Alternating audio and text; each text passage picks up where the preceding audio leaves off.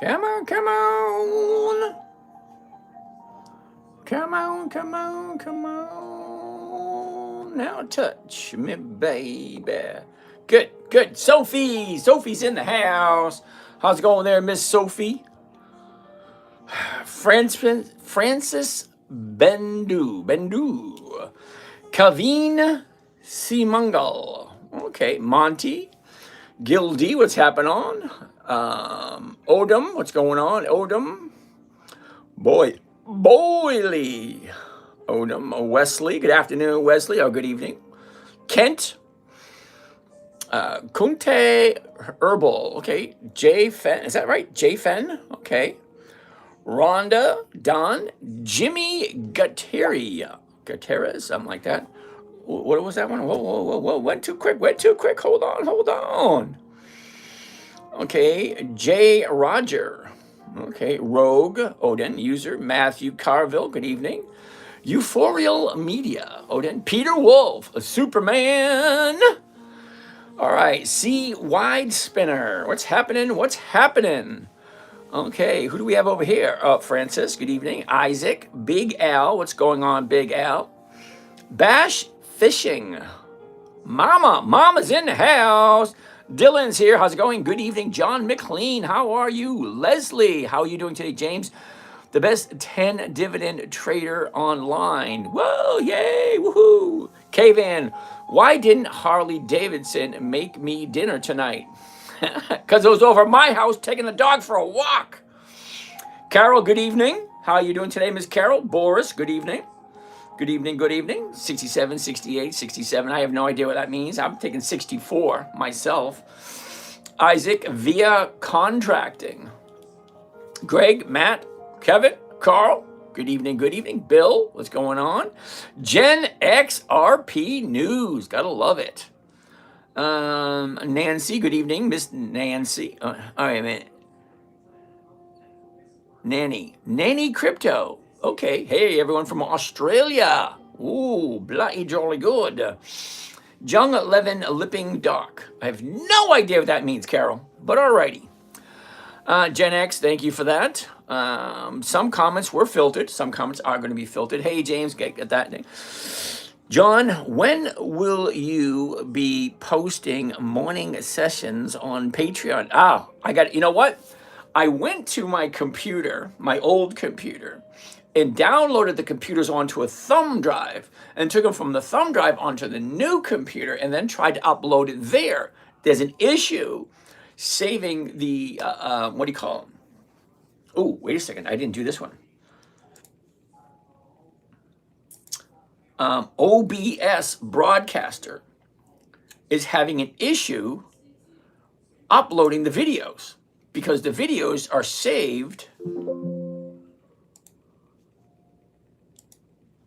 The videos are saved in an MP4 format, right? An MP4, a video format, and it's not uploading because it says there's an error in the file. And every time I try to figure it out, it just doesn't seem to work. So we're going to figure out something because I still have the videos. Andrew, take on Pfizer. Let's take a gander at Pfizer in a second. I know you hate Wolf, but something very strange happened today. Can we take a look? Gabriel, I'll take a quick look at it. Hold on a second while I get this thing started. We're going to start broadcasting on the other channels, and we're going to record also. Now that is tra-la-la. That's working. Bloody jolly good. Here we go. All right. So we're going to take a look at Pfizer, and then we're going to take a look at Wolf. OBS is currently active. All streams recording will be shut down. Are you sure you wish on to exit? No. All right. So let's get out of there. Bloody jolly good. Let's do this. Let's start out with Delta Airlines because it's sitting right there. We actually bought some Delta Airlines this morning because, it just looked good. So let's go over it and I'll show you what I think looks good because this was the last trade I did today. That was this morning. I don't even know when that was. All right. Now, Gabriel, we are going to take a look at Wolf. We are going to take a look at Pfizer, so sit tight. Now, anytime I look at something before we even get started, let's say hi, hello, all that kind of nice, neat stuff. Who do we have over here? I pull 41 years old. Big money wad. All righty. Cool beans. Take a lot of Western Union. Okay, not 100% sure what that means, but all right, we'll just leave it at that. My name is James. This is Dividend Stock Talk, where I invest in dividend stocks for weekly cash flow.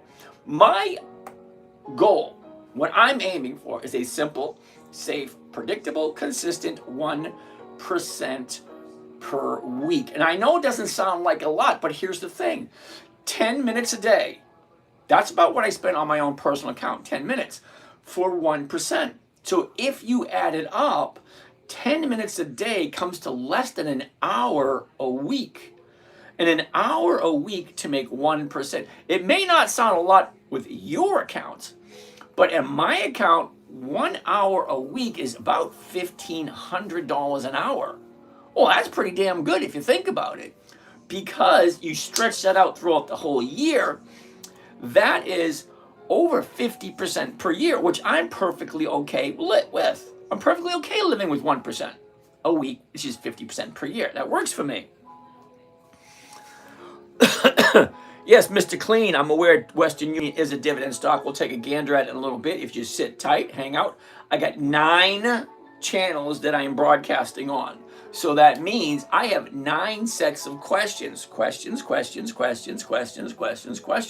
Now, the nice thing about the 6 screens I got up top, the screens on the bottom, I can't see those. So I feel bad for those guys because I really can't talk to them. We have a question over here. Mr. Chen, what are you doing? What we have? Oh, a couple of questions. Here we go. All right. Greetings from Ohio. All righty. And Chen. Hey, James, can we please get the YouTube horizontal channel when you get a chance? Thank you. Okay, I just got it. All right. That being said, let's get started. Now, some of you may not know who I am. Some of you may be new here. Let me just briefly inform you. In 2008, my 9-year-old daughter says, Daddy, what are you doing? 9 years old, little girl. Daddy, what are you doing? Can you teach me? Imagine that, hearing from your 9-year-old daughter. No, not can we go buy a bunny. Not can you buy me a new dress. Not can we go get my hair and nails done. No, nothing like that at all. Can you teach me how to invest in the stock market? Well, imagine that. 9-year-old little girl wants to learn how to invest in the stock market. Okay, so as a dad, okay, I had 2 boys, 2 girls. So yeah, let's see what you got. So for a 9-year-old, it has to be simple, safe, predictable, consistent, and no way for her to lose. That's the 5 criteria I had to overcome with my 9-year-old daughter. So how do you teach a 9-year-old? Well, you get the 5 criteria. Simple, safe, predictable, consistent, yada, yada, yada. Now we need 5 rules to go along with it. Well, rule number 1 is if it's not on the list, it's a definite no. Don't even bother looking at it. I check every single week. This week there's 10,443, some weird number like that, different companies you could invest in. Now I check every week to see what the number, because they add new companies every single week. All right, fine. 10,443, whatever it is. It's a crazy number. But for a 9-year-old, rule 1, if it's not on the list, don't even bother with it. Now, I'm going to talk about the list in a few minutes, but let's just go over the rules. If it's not on the list, don't even think about it. Now, for you guys in the audience tonight, considering my 9-year-old is now 26. Is she 26? Yeah, she is. Holy cow, she's 26. Holy cow. It didn't seem like that long ago, does it? Anyway, so for you guys, if you don't want to own the stock for a very long time, don't buy it. If you don't understand who they are, what they do, how much they make, the dividends, the book value, the financial, if you don't know those, don't buy it. Never buy something you don't understand, you don't want to hold on to. Rule 1. Rule 2, it's a simple one. Never sell at a loss. It defeats the whole purpose of the game. And yes, it is a game. It's an adult game with adult consequences. It means you can lose money. And I tell people all the time, the most money you're going to lose is the most silliest and craziest one you could think of. You're going to lose money by hitting the wrong button. Alexa, off. Does anybody actually say thank you to Alexa? Thank you, Alexa. Anyway, yeah, you will lose money at first by hitting the wrong button. Isn't that crazy? A lot of you are thinking, I ain't going to do that. Hate to be the bearer of bad news. I've been trading for over 30 years. Four times this year, I hit the wrong button. Okay, so it does happen, even for us seasoned traders. Now, I consider myself a seasoned trader. I've been trading for close to 30 years. So anyway, besides the point. Okay, simple, safe. Wait a minute, we already did that one. Never buy something you don't want to hold on to. Never sell at a loss. Rule number 3 is a big one, but a lot of people ignore it because they got caught up in that shiny object crap. They're talking about it all over social media. They're talking about it in the news. It has to be good. No, no, hell no. Go take a look at the financials. Numbers don't lie. Find a financial website. I use Yahoo Finance. I go take a look. What are the reported numbers every single quarter? Are they consistently profitable? Rule number 3. There's over 10,400 different companies to invest in. Why? It boggles my mind. And they do it every single day. They say, James, what do you think of this? I said, I wouldn't do it. It's not profitable. But they do it anyway. Fine. Okay, the money's got to go from somewhere to somewhere else. Okay. Rule number 3. Make sure the company is consistently profitable. Me personally, I like 2 decades of profitability. Well, the stock market's over 400 years old. So I don't think 20 years is a lot to ask. There are a couple of companies that are over, well, there's one company that's over 200 years old, still trading on the stock market.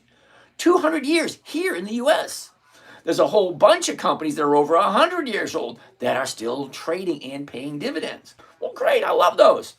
Rule 4, weekly options only. Because if you've seen the title of this show, dividend investing for weekly cash flow. So you got 2 choices when it comes to weekly cash flow. You need to find something that trades on a weekly basis, weekly options, they trade every single week. Or sit in front of your computer staring at this thing all day looking for opportunities to jump in and jump out. I have no desire whatsoever to sit in front of my computer. Now, contrary to what you may be thinking, I turn my computer on about 8:45 in the morning. I do my morning trading group because we have a paid morning trading group. I'm not going to try to sell you anything. Don't worry about that. Okay? I'm not going to ask permission. Hey, is it okay if I sell you something? No, I'm not going to do that at all. I'm not going to try to sell you anything at all. But I'm just letting you know. I sign in on my computer at 9 a.m. in the morning. Well, about quarter of, get everything warmed up, get all the computers running. And then I do my morning trading group. Okay, after, we usually get done around 11:30. Okay, 11:30, we're done. Because people, they like to ask questions and whatnot. But after that, I go directly to my calendar because we're at 9 platforms. You all have the opportunity to go to my website and sign in for a personal one-on-one phone call with me. I have a little calendar app. So after I do my morning trading group, I go to my calendar app and whoever's on the list for me to call today, well, I call, talk to them 15, 20, 30 minutes, whatever.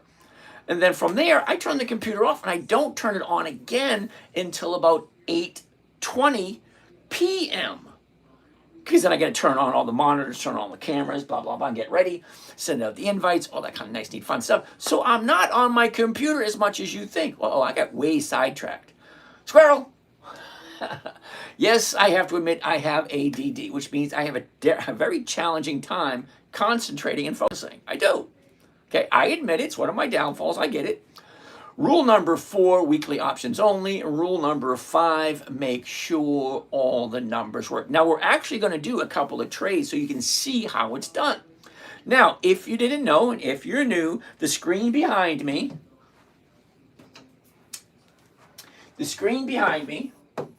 uh-oh, what did I do? There it is. This screen here is live on YouTube.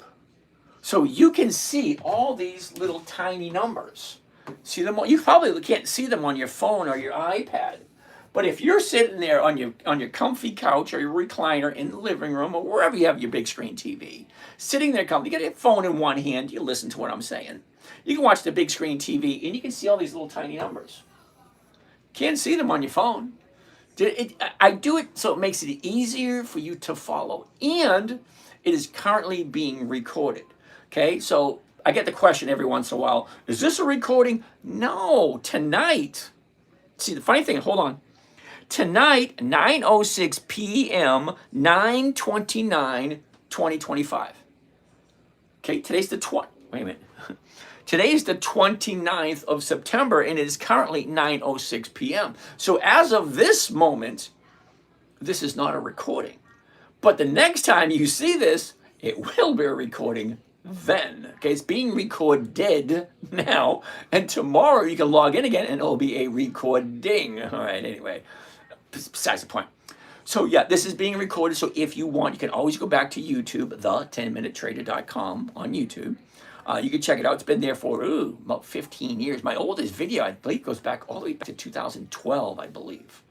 Yeah, there's about 1,200 videos for you to choose from. They all basically look the same. Me standing in front of the computer saying, hey, hi, ho, ho, all that kind of nice, neat, fun stuff.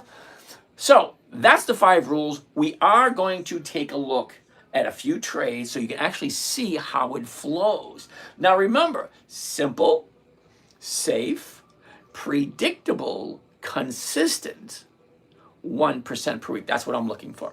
So let's get started. We have a couple of people already thrown out a couple of things.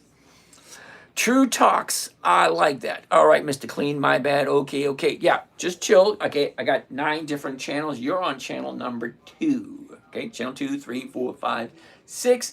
And let's get going. So channel number 1. Okay, I see. Got it. All right, it's good. Channel 1 is good. Some of your recent viewers haven't joined your fan club. You can try setting Heart Me as your live goals. Welcome your new viewers to help you. Oh, okay, cool. That's just something that's blurted up there. You can try to co-hosting with another creator to make your life more fun. Yeah, I don't think so. And let more viewers get to know you. Now, see, I don't mind co-hosting at all. So that just pops up on the screen and I read it. I don't mind co-hosting at all if somebody wants to jump in and co-host, but I don't do it for strangers. Okay. Now, if you've been here for a while and I know who you are and we have actually talked, I have no problem whatsoever inviting you on. Say, hey, what's your take? What's your input? And in a couple of weeks or a couple of months, we're actually going to have a phone-in line. Okay. And I'm going to actually have a producer who's going to be on the other side of my screen. You won't be able to see him, but I will. And he'll be filtering out all the questions, get to the really good questions, so we can look at more stocks, get more information, rather than having me read all these questions over and over and over again. Okay, so what do we have here? So I'm going to stop this one here. Where were we? Okay, right there. Okay, leave that one there. Leave that one there. Leave this one. Well, where was it? Nope, not there. I got to go all the way back to where it was. Where was it? Uh-oh. I can't find it. Wolf, there it is right there. Okay, so it's already up on the computer. Let's take a look at it. It's the very last trade I did today before I turned my computer off. Delta Airlines. All right. Now, anytime I look at a stock, it's always 1, 2, 3, A, B, C, paint by the numbers type scenario. 1 red, 2 blue, 3 green, yellow, white, whatever. By the numbers, step by step by step. Step number 1, remember I told you if it's not on the list, it's a no? Well, the list is number 1. You have to find a good list of stocks that you like. Don't worry about what I like, okay? What you like. Now, think of it as if I was going to buy this stock and I'm going to hold it for the rest of my days or until it hits my target. Because I want to jump in, I want to jump out with my profit. In, out, make my profit gone. See this right here? Up, down, okay? I want to get a profit. I want to get rid of it. I want to jump in again, get another profit, and I want to jump back out again. Because that's all stocks do. They go up, I take my profits. They go back down, I get rid of it and wait for it to hit the bottom again. That's all they do. Up, down, up, down. That's it. That's all. Do not expect them to come to your house and take your dog for a walk like I did today. I was waiting all day. Pfizer never came over to take my dog for a walk. Anyway. Step 1, find a good list of companies that you like. Now, for me, this is what I'm going to tell you that I like. I like the dividend kings, dividend aristocrats, dividend champions, dividend contenders, Warren Buffett's list. Those 5 lists, you can go to Google and put in Warren. Don't get old. Not as much fun as they make it sound to me. I have found in my days, the older you get, certain things don't work like they used to. It's like when you're in your younger days, everything works perfectly flawless. You don't even think about it. But as you get older, things just don't work like they're supposed to. Anyway, go to Google. In a Google search, Dividend Kings List 2025, and boom, it just shows up. Warren Buffett's stock list 2025, and it just shows up. Okay, it's magic. It's like, oh, that's awesome. Okay, so that's the 5 lists: Dividend Kings, Aristocrats, Champions, Contenders, and Warren Buffett's list. That will give you about 300 companies that are consistently profitable. You can add whatever you want. Okay, Chipotle doesn't have dividends, but people like it. Google, it's not on my list because they only have 2 years of dividends. And that's not on my list. But some people like it. Some people like Apple. Apple doesn't have 20 years of dividends. But it's on my list because it's on Warren Buffett's list. There's some stocks that aren't on my list that are on Warren Buffett's list, so I just use those. All right, so that being said, step 1, come up with a list of stocks that you like. Now remember, these stocks are companies that you would buy, no problem, no questions asked, just because they're good companies, they're profitable, and they share their profits. Because there are only 2 different, what is that? BP, woohoo, thank you. 2 different kinds of companies. One will share their profits with us. Those are dividend stock companies. If they're profitable, or when they're profitable, they share their profits with us. We're the investors. So we're entitled to a portion of the profits. Company number 2, Cincinnati's. Woohoo, yay. All right. Company number 2, they take all their profits, put it back. Oh, BP hit me up with another one. They take all their profits, put it back into the company for capital growth, so the stock rises faster. You got to decide, what do you want? Do you want capital growth where you buy a stock and it just shoots up over the years? There's nothing wrong with that. Nothing at all. You're in the wrong place if that's what you're looking for. That's not what I'm concentrating on. That's not my focus. JMFF. Oh, that was nice. Cool. All right. That's not what I'm looking for. I'm looking for simple, safe, predictable, consistent 1% per week. I'm looking for cash flow. And the only way I'm going to get cash flow is by a company that offers a dividend and offers cash flow. Okay. So that being said, let's progress forward and let's start looking. So Step 1, come up with stock list. Step 2, take all your stocks. This is what I do. You can do whatever you want, but this is what I do because it makes it easier for me. I take all the stocks that I like and I throw them into the calendar. I like this pen. This is neat. Look, woo! All right, so I throw them into the calendar for one reason and one reason only. Well, number 1, they're all good companies, and I'd like to buy every single one. I can't buy 300 different companies. Just can't do it. I mean, I could if I bought, like 1 or 2 shares of each. But no, I ain't going to do that. Here's the thing. Each company that I like, majority of them, pay a dividend every 90 days. Okay, there's 12 months in the year, 365 days, 266 trading days. Each quarter, 4 of them, January, February, March, April, May, June, July, August, September, October, November, December. Tomorrow, is today Monday? Yes, today's Monday. Tomorrow's Tuesday. So Wednesday is the first day of the 4th quarter. So here's the thing. Each quarter has 13 weeks. So if I take these 300 companies, throw them into the calendar. I should go like this. Throw them into the calendar. Because see, what you guys can't see is I got a big screen here, and I got another big screen right there. And I got a tiny screen right there. So the computer's right there, the keyboard, blah, blah, blah. But the big screen, it's got to be at least 60 inches right there. But I still need my glasses. It's 5 feet away, and it's a 60-inch TV, and I still need my freaking, getting old sucks. It does. 5 feet away, and I still need glasses to see that damn thing. And the only way to get it bigger is going to be like a projector on the whole wall. Anyway, where was I? See what I mean? ADD. Oh, squirrel.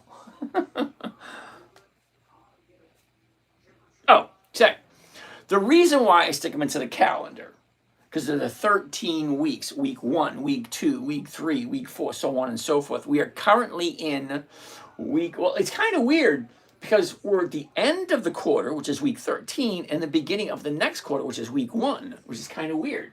So is this week 13 or is this week 1? Is what it is, right? Okay, so anyway, here's where we are. These are all the companies that are paying a dividend this week. So if they're paying a dividend this week, why would I want to look at these? Because they already paid their dividend. Now, here's the reason why I put it into a calendar. Stocks have a tendency to go up in value the closer they get to the dividend. Because the dividend is the portion of profits that they share. And there are a lot of people like me out there that are relying on dividend income. So they buy the stock just to collect the dividend. Who came up with that one? David Hume. Costco? Yeah. Out of my price range, dude. Any stock that costs $900 a share, no thanks. It's like AutoZone's, over $1,000 a share. No, I'm buying it, I'm turning around and reselling it. So I don't want to spend that much money. Hopefully, next quarter, we can get Putin to cease fire. Okay, don't do politics with me because I got to run on down a, what do they call it, a rabbit hole for hours. Sir, you need to mirror your screen. Hey, the hermit, thank you very much. Every single night, at least 2 to 3 people tell me that exact same thing. However, when I ask them, do you know how to mirror the screen on YouTube? Nobody has come up with an answer yet. So thank you for the observation. You're 100% correct. The screen does need to be mirrored on YouTube and Twitter. Unfortunately, I have no idea how to do it. And technology is not my strong suit. If it was, I'd have 1 camera broadcasting out to all these channels, not 7. Okay? No, someone told me, hey, take a phone, go to this app, press live, and just stand in front of the camera and just talk. Well, that's easy for somebody like me. So I get 6 iPhones, okay? Each one's on a different channel. You press the live, and then boom, you're live to a whole bunch of people. Anywhere between 10,000 and 30,000 people will come through these 9 channels tonight, asking questions. So I forget where I was going with that. Let's get back to the calendar. So if I want to collect a dividend for this company here, I have to buy it before what is called the EX dividend date. There's 4 dates to remember when investing in dividend stocks. Date number 1 is the announcement date. That's right here. That's where a company representative says, hey, everybody, my name is James. This is Dividend Stock Talk. This is how much money we made, and this is how you're going to get your share, how much we made, how much you get, and when you get blah, blah, blah, blah, blah, blah, blah. It's the announcement date. That's where they step in front of the microphone, stand on the camera, say, hey, this is how much we made. This is what you're going to get. It's the announcement date. That's all that is. Number 1, the announcement date. Number 2, that's the important date. Number 2, that's the EX dividend date, represented by these little green circles. Okay? Little green circles represents the EX dividend date. That is the last day the stock trades before the dividend is paid out. Why is that important? Because Campbell's Soup right here, the 2nd of October, which is next Thursday. No, wait a minute. That's this Thursday. They're paying a dividend. If I want to collect that dividend, I'm going to buy it before this date. The 1st, the 30th, the 24th, the 18th, the 11th, the 2nd, the 4th, whatever. Before that date. Date number 3 is called the date of record. Whoever owns a stock on the date of record is the person who is entitled to that dividend. That's it. Date number 4 is the payment date. That's when you actually get your money. So it's simple. So the reason why, if I want to catch this dividend, I got to buy it before the EX date. Now, the stocks usually go up in value. So when do I buy? I buy 2 weeks before. Okay, 1 week, 2 weeks on a Monday. Always on a Monday. Because I like doing what's called a covered call. I sell time. I sell call options, which allows someone to buy from me at a certain time by a certain date for a certain price. That's what a stock option allows them to do. Now, for that, I collect a premium. That premium is usually 1% or more. It's a little warm in here. That ought to do it. So Crackster, woohoo, thank you. So that being said, after that, step one, find your stocks. Step two, throw them into the calendar because that will tell you when. Step three is take a look at the list. So this week's list right here. All right, fine. Well, let's take a look. Now, from there, we go to trade and we go to the 1 year chart because I like to look at the 1 year chart first. Okay, so I got my list. My list is right here. Look at this, the watch list. Okay, there's my watch list. I'll take the watch list and I will go down one stock at a time. And as I go down one stock at a time, all these numbers fill out over here and then the chart fills out also. So it says what? Okay. Let's see if I can do this.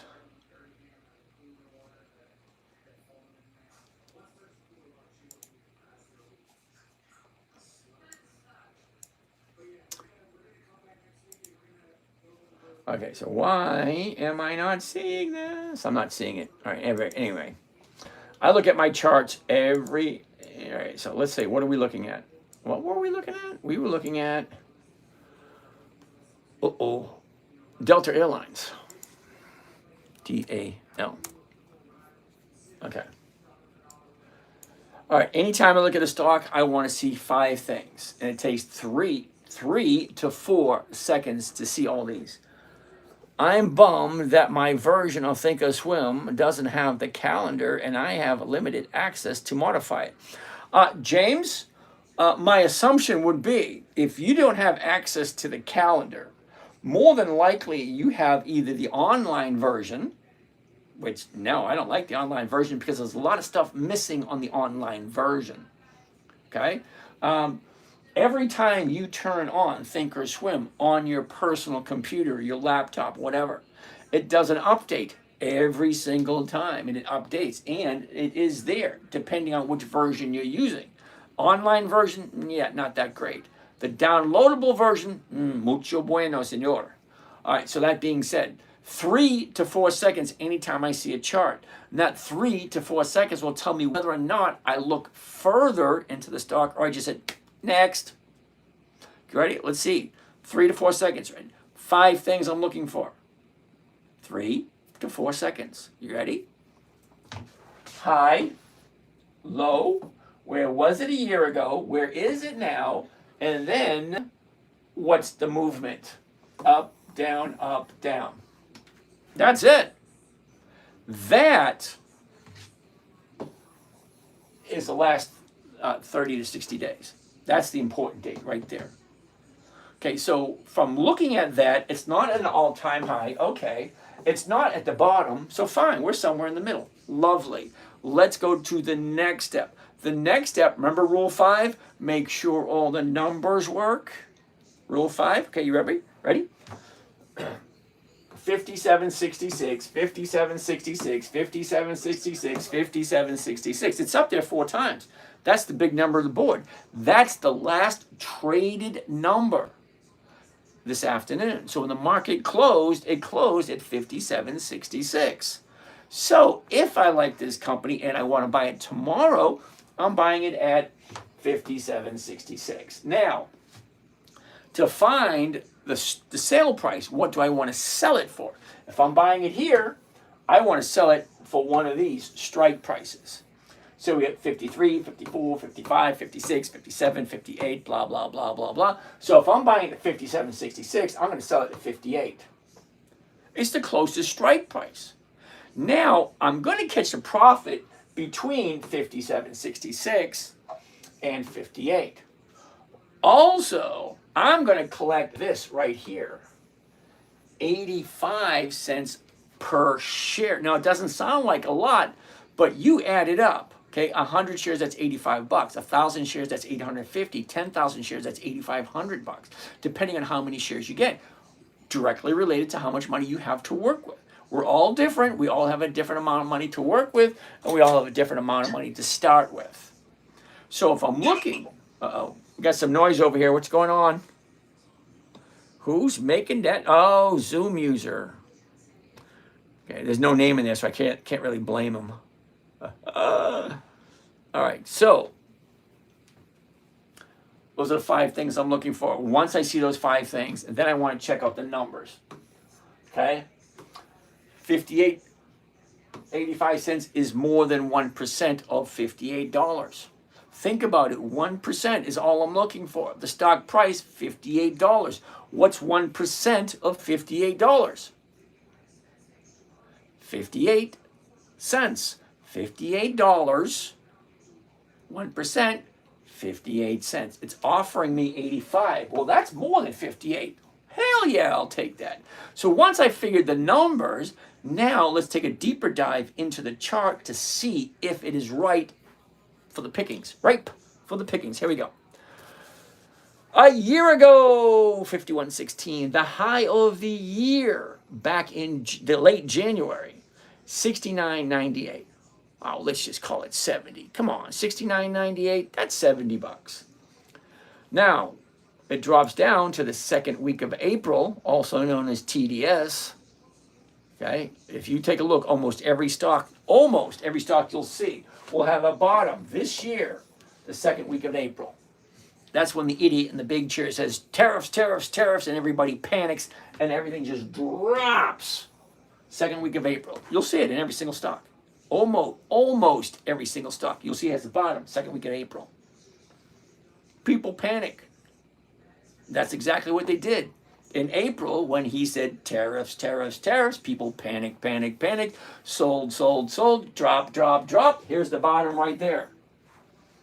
So, from the bottom, 34.86, she jumps up to 64. That is almost a 100% increase. Because 34 and 34 is 68. Well, it got up to 64. Not quite 100% increase. Almost doubled between here and here. Close. Very close to doubling. But anyway, she shoots up. Here's the high. Now she pulls back. What's happening there? The last couple of days. That's what I want to look at.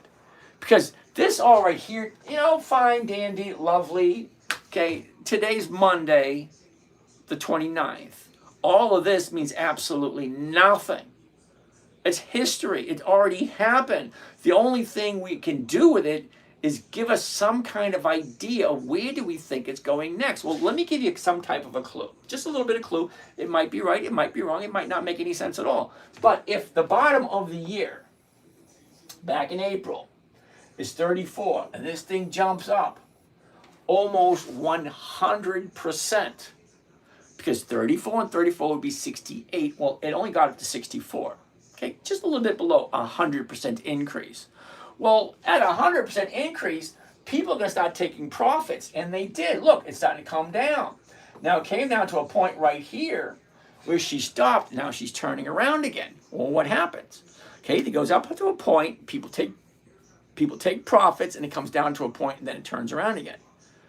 Well, that's all it does. And it goes up, down, up, down, up, down, up, down, up, down, up, down, up, down, up, down, up, down. Now it's going back up again.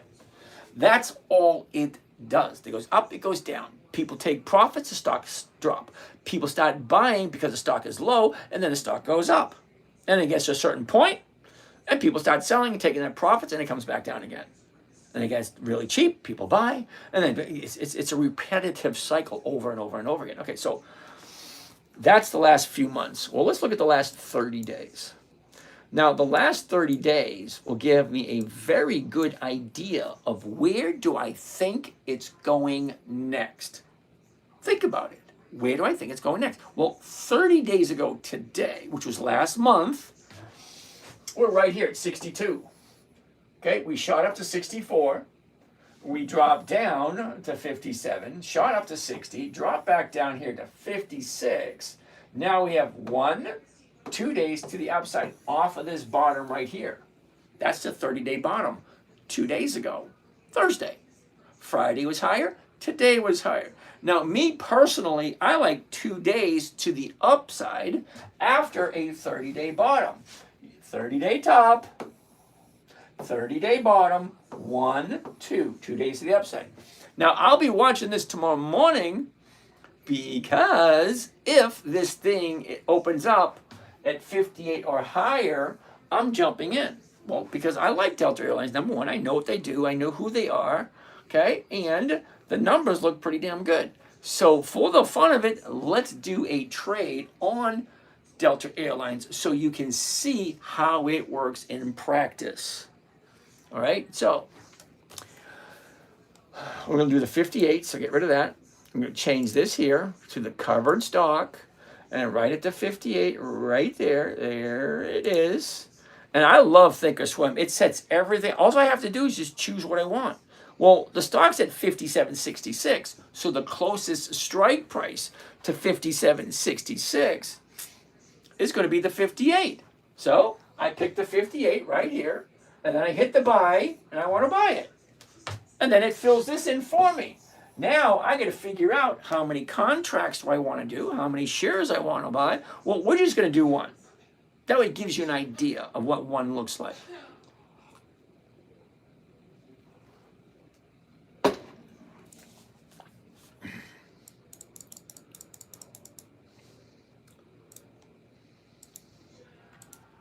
All right. After we choose one, we get this order right here. This is the actual order going to the market maker for the market maker to fill when he's damn good and ready. I mean, that's basically what he does. He goes to his desk. He says, yeah, I'll do that one. Buy one covered call, DAL, that's Delta Airlines, 100, which is the weeklies, 3 October 25, that is this coming Friday. The $58 call option, that means somebody is going to buy it from me, or they have the right. They don't have to if they don't want to. That's the big distinction. They can if they want to, but they don't have to if they don't want to. It's called an option. I can do it, or I cannot do it. But they have the option to do it. So they have the option to buy it from me at 58. It's currently at 57.66, and it's bouncing off of a 30-day bottom and going to the upside. Well, that kind of makes sense, doesn't it? Okay. So my maximum profit, says right here, max profit, $130. Do you remember the part where I said simple, safe, predictable? Well, simple, it's a covered call. It's one of the easiest strategies there is. You're buying a stock, you're selling it to someone else. Well, that's pretty easy. Safe. The covered call is so safe they say you can do it in your government-sponsored IRA. Isn't that wonderful? The government will allow you to do a covered call in your IRA, in your 401k, because it's a safe strategy. Certain things you cannot do in your IRA or your 401k, but you can do a covered call. Okay? Now, simple, we already said that. Safe, we already said that. Predictable, I know exactly what I'm going to make, or pretty close to exactly what I'm going to make before I even do it. $130 per contract. It may not sound like a lot, but just go with the flow here for a second, okay? Okay, everything, it's like a good movie. Everything will come together, make perfect sense by the end of the movie, or by the end of the show. I'm going to be here till 11, so right around 10:30 we're going to stop, and then we're just going to answer questions.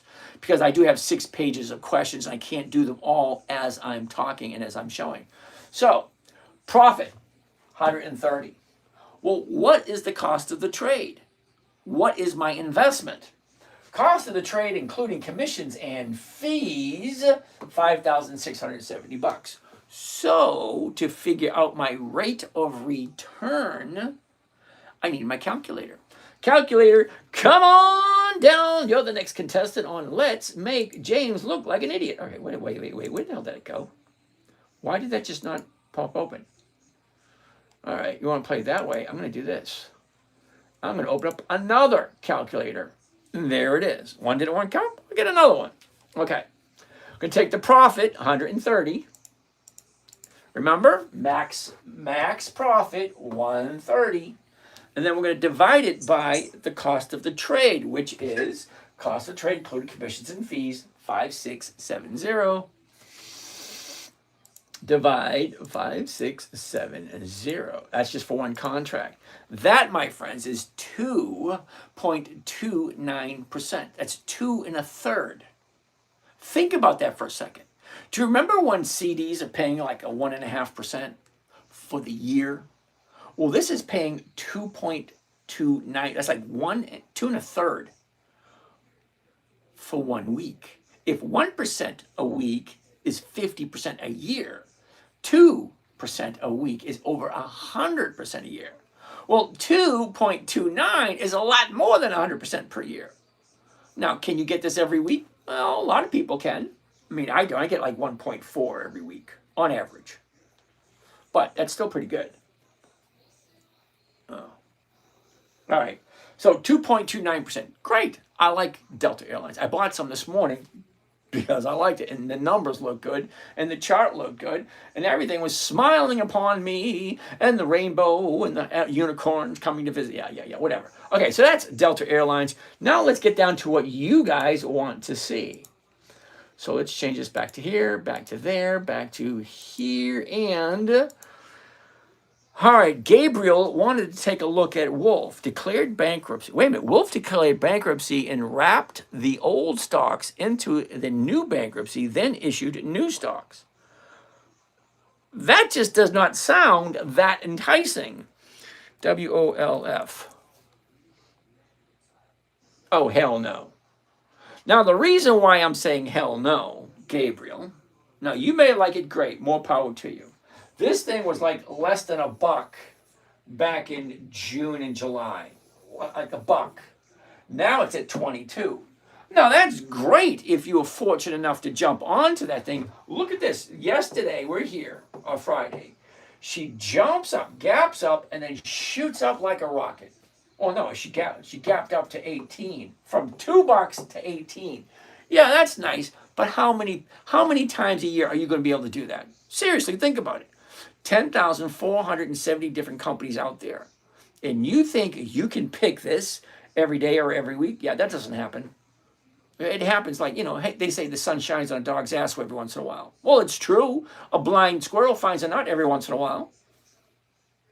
It is what it is. This is not something you can do over and over and over again. Do you remember where I said simple, safe, predictable, and consistent? Well, there's no predictability to this whatsoever. There's no consistency to this whatsoever. If there was consistency, well, people would be rich beyond all measure. To go from $2 to 22 in one day, yeah, if that's predictable and consistent, yeah, people would make a fortune. Okay.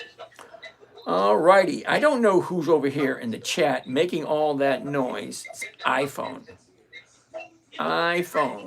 Okay, so iPhone user keeps coming up with that. All right, so as much as you might like Wolf, I don't. It doesn't fit. And if it's at $1 a couple of months ago, I seriously doubt it has 20 years of profitability to it. So Wolf is going to be no again. It was no last time we look at it, and it's no yet again. All right, so what do we have here? Here we had a couple of questions. Snooze, I'm a profitable futures trader, so take them off. Yeah, whatever. For sure. Oh, they need a price split, probably. It would be 400,000 for one option. Yep, something like that. I thought it was 4,000 for the option, 100 shares, blah, blah, blah. What's the actual risk of covered calls? The biggest risk you're going to get is hitting the wrong button.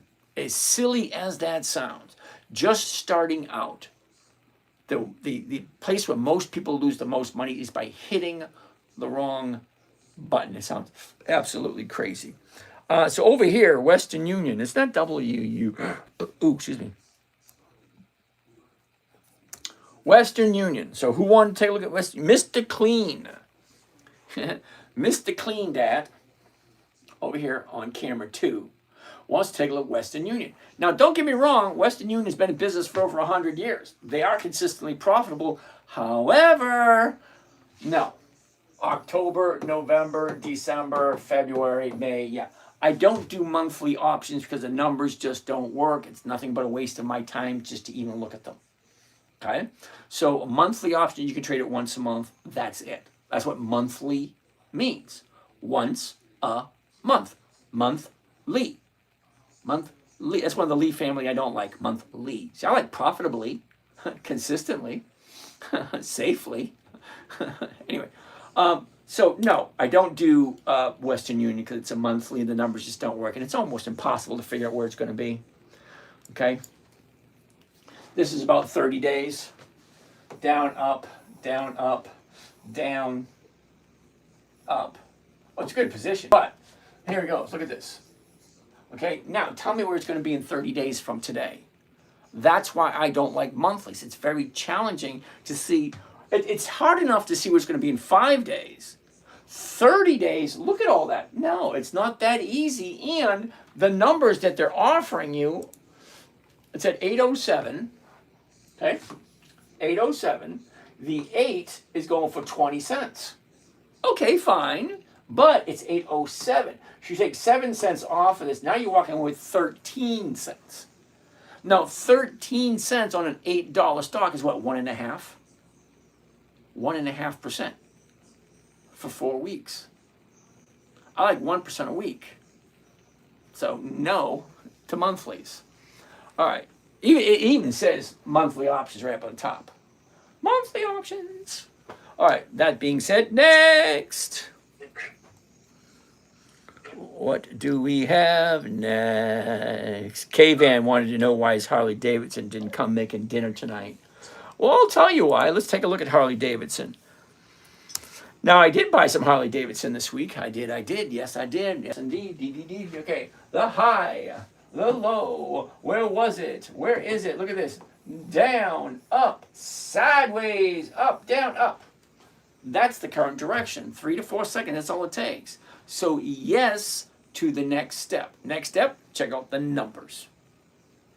28.70. I got 2 choices, the 28.50 or the 29. 28.50. 60 cents. That's over 2%. Hell yeah, I'll take 2%. Harley Davidson, it's an American icon.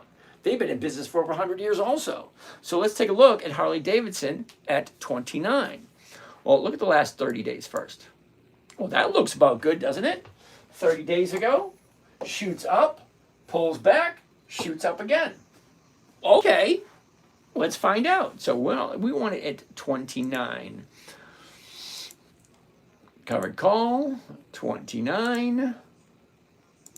One contract at the market, and here's Johnny. Buy 1 covered call Harley Davidson, 3 October, 29 call at the market, 67.50, 2,800 bucks. Let's find out the rate of return. Calculator.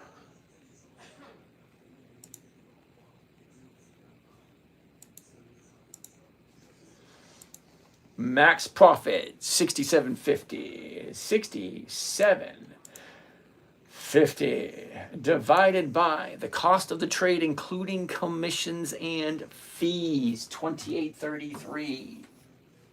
28.33. Well, what's the rate of return? 28.33. Grand total of 2.3. Come on, that's a lovely one. Okay, yep, I have it written down this morning. I did buy some Harley Davidson this morning too. Why not? 2.38, it's 2.33% for 1 week. If I get 2% every single week, I double my money in 1 year. Well, hell yeah. Am I going to get it every single week? No, because if the stock goes up or down, the option price is going to change.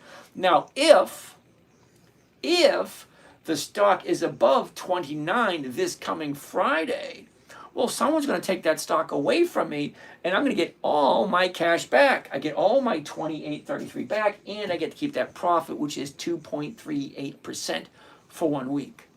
Well, I'm okay with that. You have to be okay with buying something, selling it for a profit, and then the next week you buy something else. Oh, boo-hoo for you. I mean, you make 1% a week or 2% a week. Boo-hoo. It's 52 weeks in a year. If you get 2% every single week, you're doubling your money every year. What kind of a retirement are you going to have if you can double your money every year or every 16 months? Because at 1%, you can double your money every 16 months. At 2%, you can double it every 11 or 12 months. Because it's a compounding factor. 1%. Oh, yeah. Anyway, let's keep on moving. Let's keep on keeping on. All right. Put that there. Get that there. Delete that. Go back to here. Go back to here. Now I'm getting feedback over here. Who's doing this feedback? Andrew! Andrew! I can hear you. You're making all that noise in the background, Andrew. What's going on? Uh-oh. You got muted, Andrew. I'm at the gym working the bag, but I want to know, what are your thoughts? Wait. Say that again. All right. I hate to be the bearer of bad news, but all the dumbbells in the background, I can't hear a word you're saying. I'll type it on the message. Oh, yeah. Send it in the chat. That's much easier. Where is it? Okay, he wants to take a look at. He's at the gym. You believe that? He's at the gym listening to what I say. Don't you have other things to do? Doesn't Barry Manilow sound better than me? Aerosmith. Come on, Aerosmith sounds a lot better than I do. Oh, K-View. Okay, let's take a look at K-View. K-V-U-E, K-View. For the boys at the gym. Here we go, K-View. Ooh. That's never a good sign. Anyway, here we go.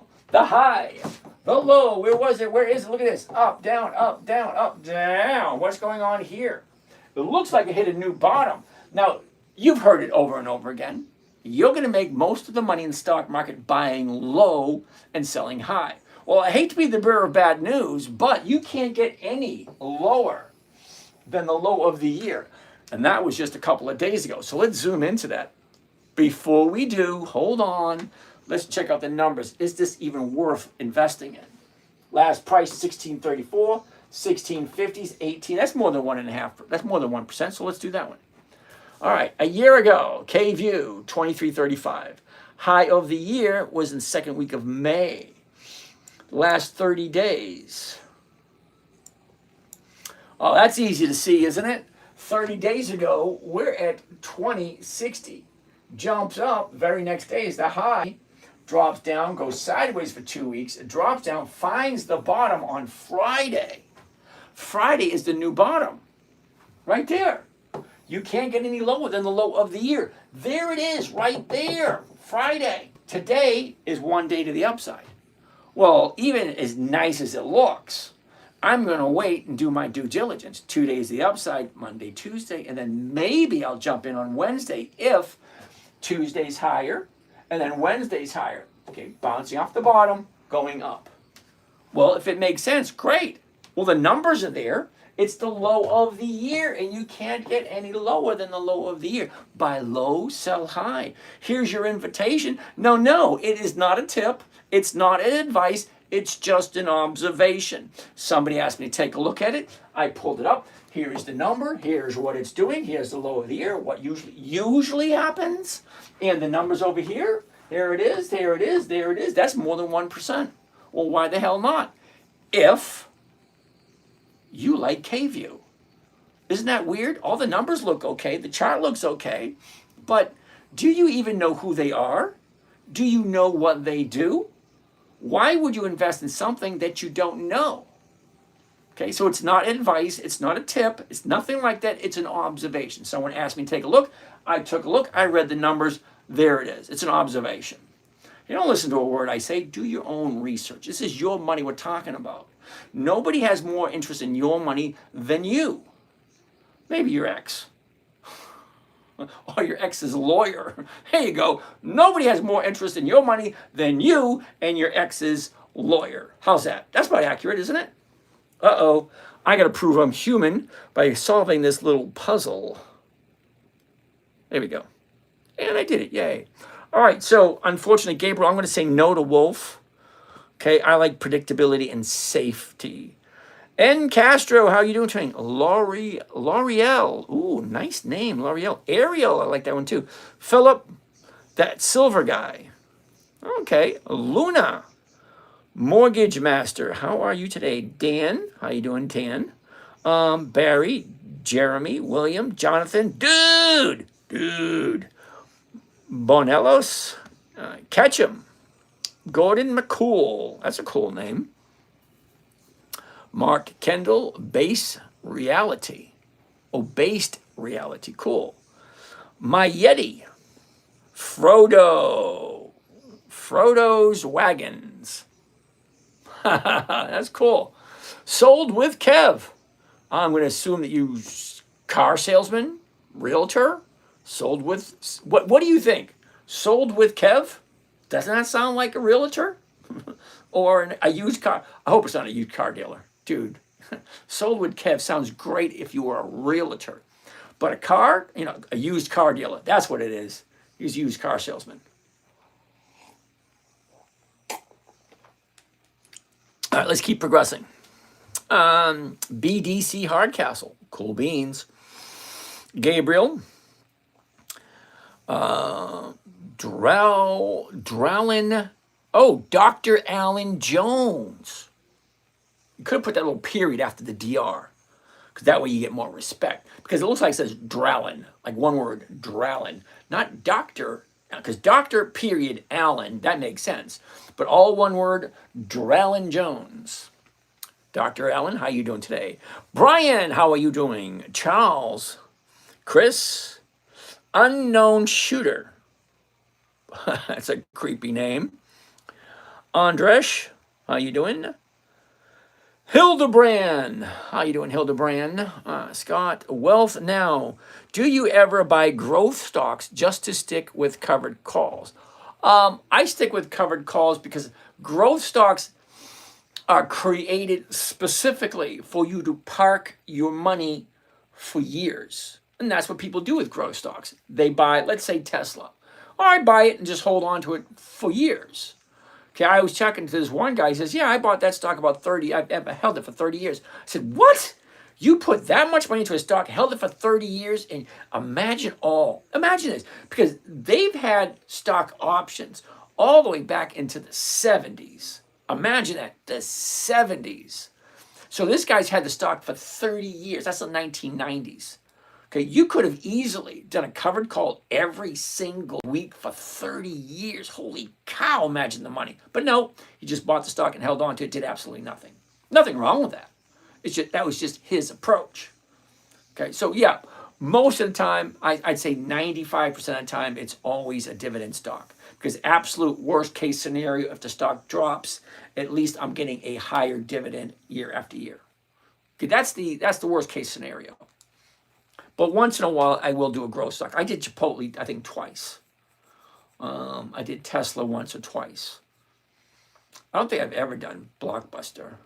I don't think so. Anyway, Omega Destroyer, Overboard, MoFire. What's going on, MoFire? Mr. Brown. Oh, that reminds me of Dr. Seuss book. Oh, the wonderful things Mr. Brown can do. He can go like a cow. He can moo, moo, moo. Mr. Brown can do it. How about you? Mr. Brown. Yeah, that's Dr. Seuss. Anyway. Cody wants to look at Coca-Cola. Cody, Coca-Cola has been in business for over 140 years. Okay, in the 30 years that I've been buying and selling stocks, I might have bought Coca-Cola twice. Now, the reason why only twice, look at this right here. Current price, 66. The 66 is going for 49 cents. Okay? $66. The premium is only 49 cents. That's not 1%.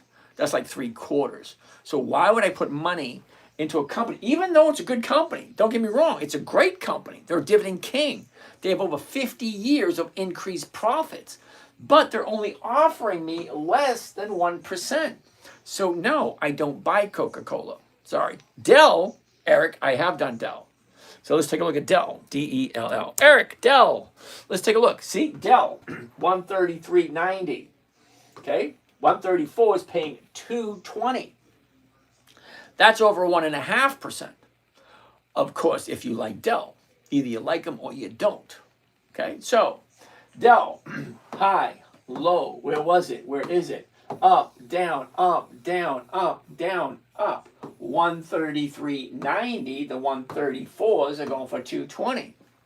Well, that's a yes for me. Let's fix this puzzle piece right there. So let's take a look. Need the glasses again. I just take them off, then I gotta put them back on again. Take them off. See, the funny thing is, as you get older, the screen is 5 feet away. I need the glasses to see that screen. But to see these screens, I can take the glasses off and come closer so I can read it. Don't get old. I swear, it's not as much fun as you think. Don't get me wrong, being retired's nice. You wake up when you're done. Isn't that weird? It's kind of like a Saturday morning or a Sunday morning every day of the week. You sleep until you're done, and then you get up. So once in a while, I get up like, 10, 11. But most of the time, I'm up at 5 or 6 because it's just a habit. All right, anyway. BP sent me a friendship necklace. Well, thank you there, Mr. BP. Or is it Mrs. BP? I have no idea because all it says is BP. Eric, Dell. All right, cool. Let's take a look. Dell. A year ago, Dell's at 119. The high of the year was the end of November, 147.66. There's that DTS again. Right there, DTS, $70. Okay, that's the bottom of the year. Now from there, high, low, where was it? Where is it? Look at this, just up, down, up. Okay, fine, fine. Last 30 days. There you go. Here's the last 30 days. High, low, where was it? Where is it? Look at this, down, up, down, up, down, up.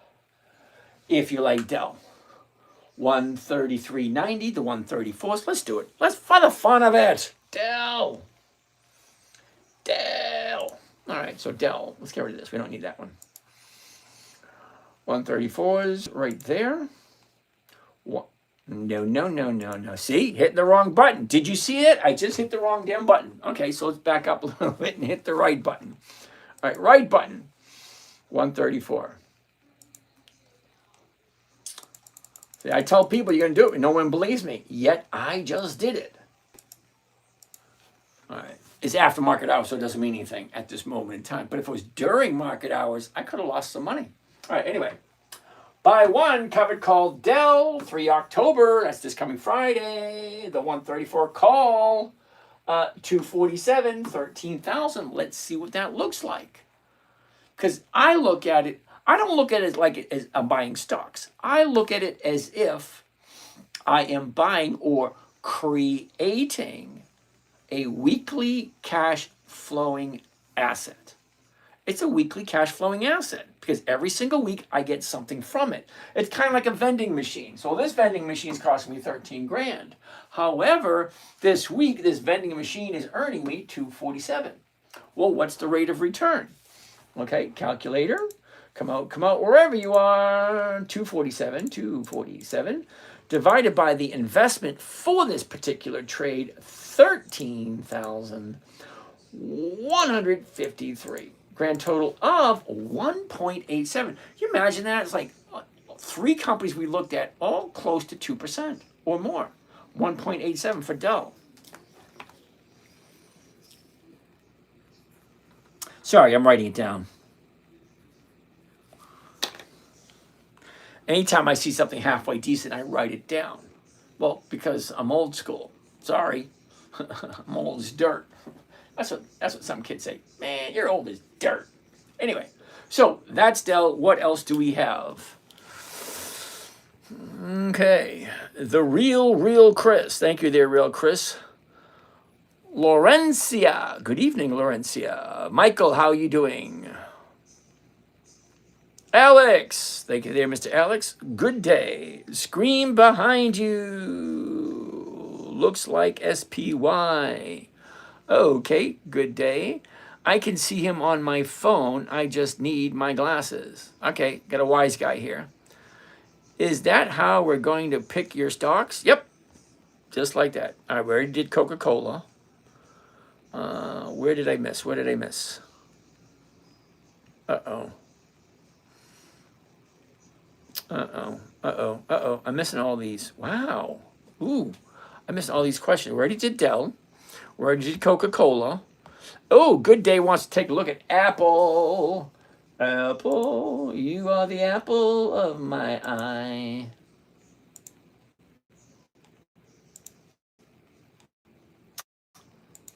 Apple. Yeah, here we go.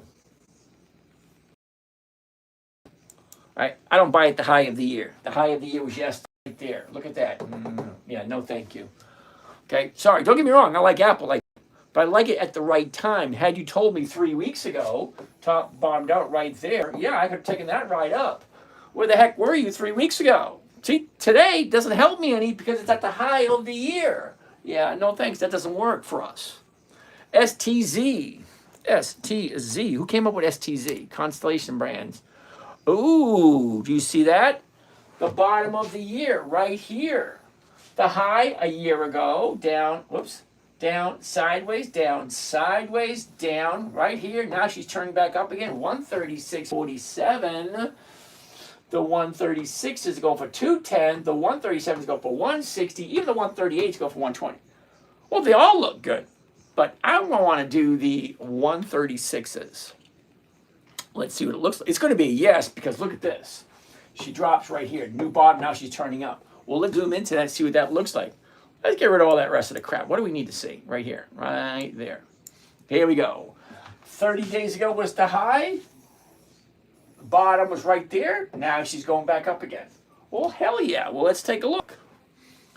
STZ at 136. Change this. Cover stock 136. There we go.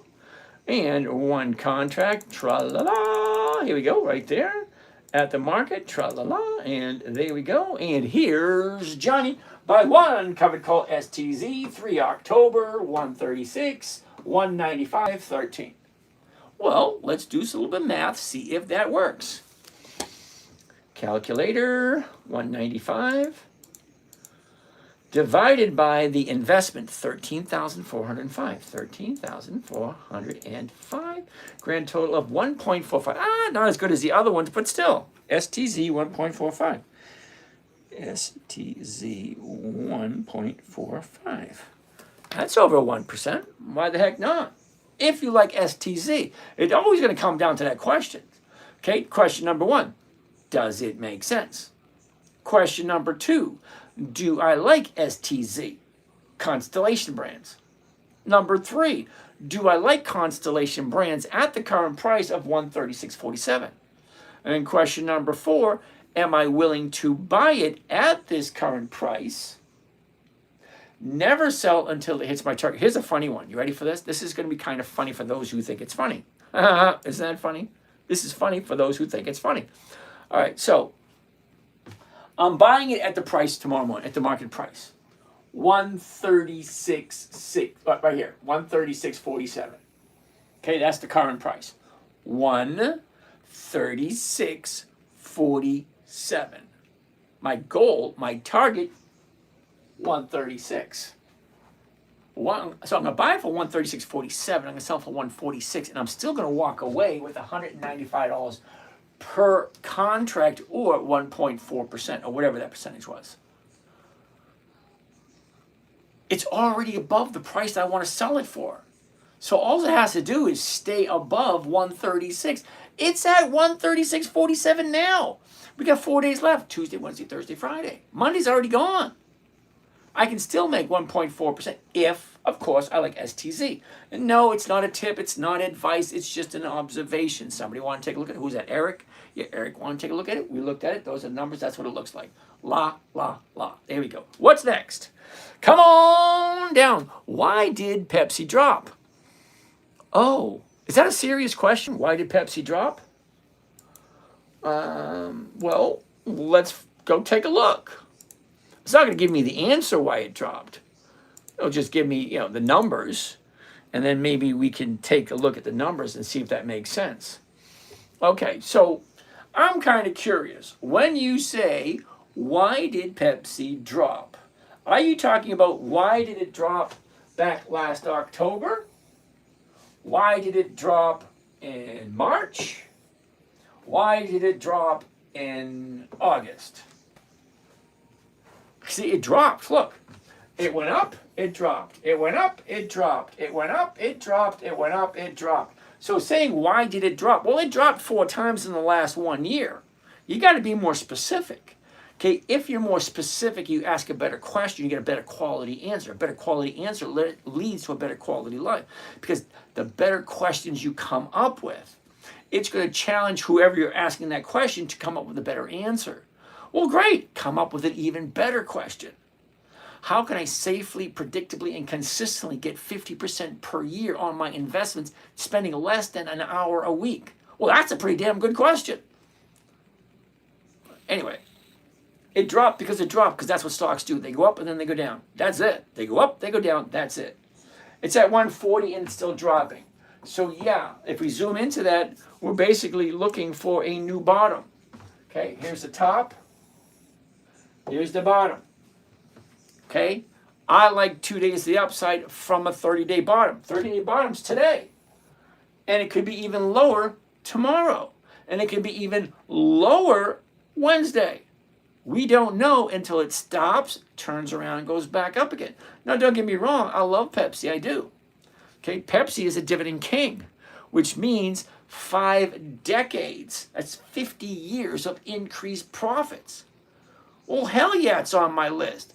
But it's not on my list for this week. Hell no. Maybe next week. Okay, maybe. I'm going to write Pepsi down for next week.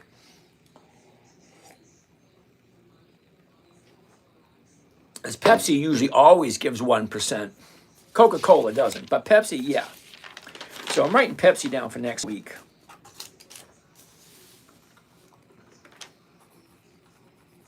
Okay. Next. Jokester, Mr. James, thank you. You're welcome. Wealth Now. What about NVIDIA? They started giving out dividends. You're kidding me. Okay. No. Do you remember I told you earlier? Okay. There's always going to be someone saying this stock is wonderful. This stock is great. Let's look at it. Let's buy it, even though it's losing money consistently. So let's take a look at NVIDIA, and I'll tell you why I don't like shiny objects.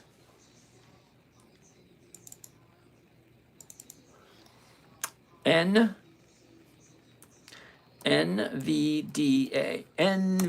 So give it a second. It's going to pop up. Now, I tell everybody, if you're going to be investing, you really need to learn to access a financial website to get detailed information. So, who is this? Wealth Now wants to take a look at NVIDIA. Okay, so NVIDIA is $181 per share.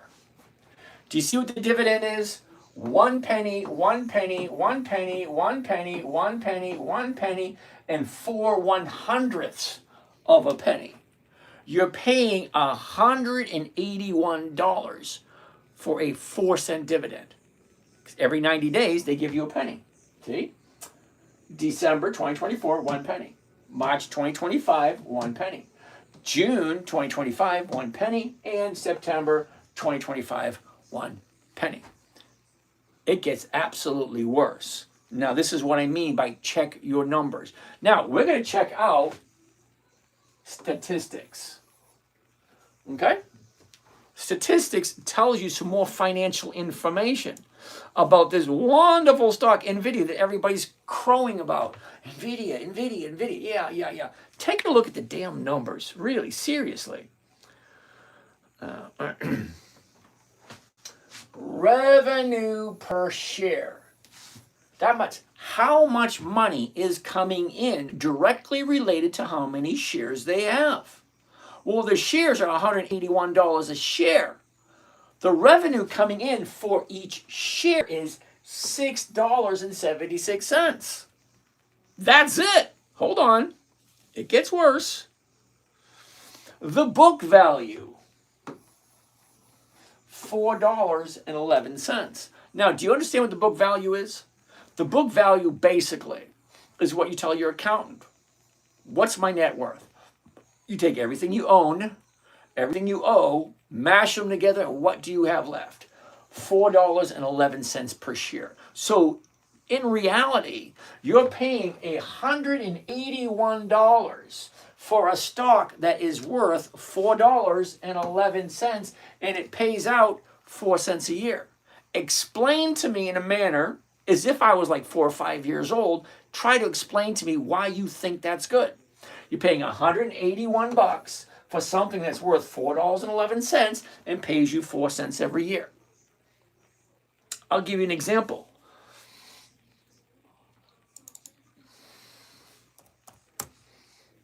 Let's take a look at another stock to give you a comparison. The difference between NVIDIA and General Motors. Now we know who General Motors is, right? General Motors is $61 per share. For each share they have, brings in 61. Well, wait a minute. Each share they have, $61, brings in a revenue per share, $182. NVIDIA is 181, and it brings in what, 20, 30 bucks? Well, this is 61 bucks per share, and it brings in $182 per share. That's a shit ton more. Hold on, it gets better. Look at the book value. The book value is $69. So you're paying $61 for a $69 stock. Think about that. That kind of makes sense. Let's get out of this. So just, in case you were curious, no, I don't like NVIDIA. And no, it is not a proper dividend paying stock. Okay, it is a, what do you call that? A growth stock. Okay, if you're looking to make money on NVIDIA on a weekly basis, the only way you're going to do it is by buying, selling, buying, selling, buying, selling. That's it. Because without a dividend, well, I don't really count 1 cent as a dividend. That's an insult. $181. Well, we're going to give you a penny. Really? You really think that's 1 penny is worth 181 bucks? Sometimes I wonder. I told you someone was going to do it. Okay? Rule number 3, make sure the company is consistently profitable. To find that out, you go directly to the dividends, or you go directly to the earnings per share. How much earnings per share does NVIDIA have? $6? Come on, give me a break. Anyway, I'm just going to pass up this guy. Sorry, Wealth, now I'm going to disagree with you. Jokester! How you throw them into the calendar on Thinkorswim without me doing a workshop.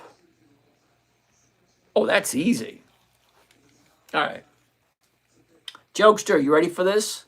Pay close attention. Get close up to this. Get close up to the screen. Here we go. First thing I want to do is I want to pick a list. Right here. See where it says watch list up over here in the corner? Watch list. Okay, the very next square to the watch list is called this one right there. All right, come on. And right down here, all right? Create watch list. So we're going to create a watch list, and we're going to call it Jokesters. Okay, create watch list. Okay, right up here. Okay, this little red square. Enter the name, and we're going to write Jokester Zawini. Joke. Stirs stocks, Jokester stocks. Okay, do you see it right there? Jokester stocks. Then I want to add symbols. Now you got 2 choices. 1, you can add them one at a time, or 2, you can import the list off of a CSV file. Okay, that's just comma separated variable, whatever that is. So at a time, whatever. So let's do them one at a time. Add symbol. You ready? F for Ford. D for Dominion, DD for DuPont, T for AT&T, MSFT for Microsoft, DEL, Delta, Dell, sorry, DAL, Delta Airlines, M, Macy's, Wells Fargo, WFC, Bank of America, BAC, so on and so forth. You just keep doing it that way, okay? And then after you put them all in, you hit the save button. Okay, after you get to the save button, tra-la-la, there you go. Now open up Market Watch all the way over to here and come hit the sunshine. Let the sun shine. There it is right there. Let the sunshine shine on that right there. Click on that.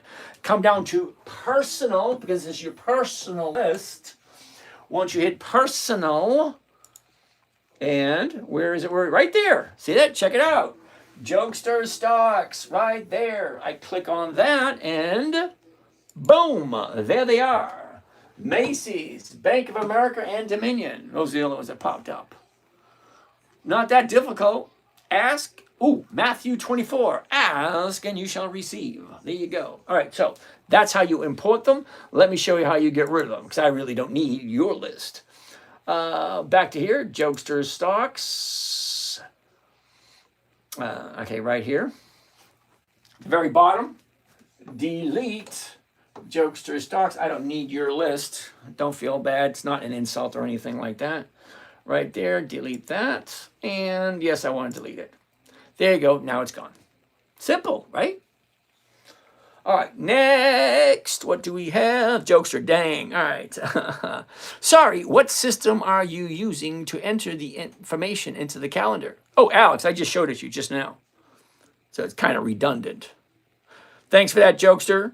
Thank you. You're welcome. When did Tony Hawk start giving trading classes? Since I broke my big toe and I can't do a double flip ollie with a twisted turn. That's why. Is this Joe? Yes, it is. No, it's not Joe. It's James. What's, Gabriel, you asked me yesterday. OPINL. Asked me yesterday. I gave you my opinion yesterday, and yet you're asking me again today. OPINL. There it is right there. And again, just like yesterday, when you asked yesterday, it was a no yesterday because there's no options. And no, they didn't create options overnight. So guess what? It's going to be another no today. And it will continue to be a no until this offers weekly options and has 20 years of profitability. Okay? I appreciate your interaction. I really do. Okay, but it would best be use of your time and energy if you actually did something that fit this strategy, or go to another website or another live channel that's actually teaching something to this effect, where this is it's an interesting one because at the bottom right here a couple of days ago, now it's going back up. It's a great time to buy if that's what you're looking for. It's not what I'm looking for. Okay, the only way I'm going to make money off of this is to watch it every single day. And I have no desire to sit in front of the computer every day.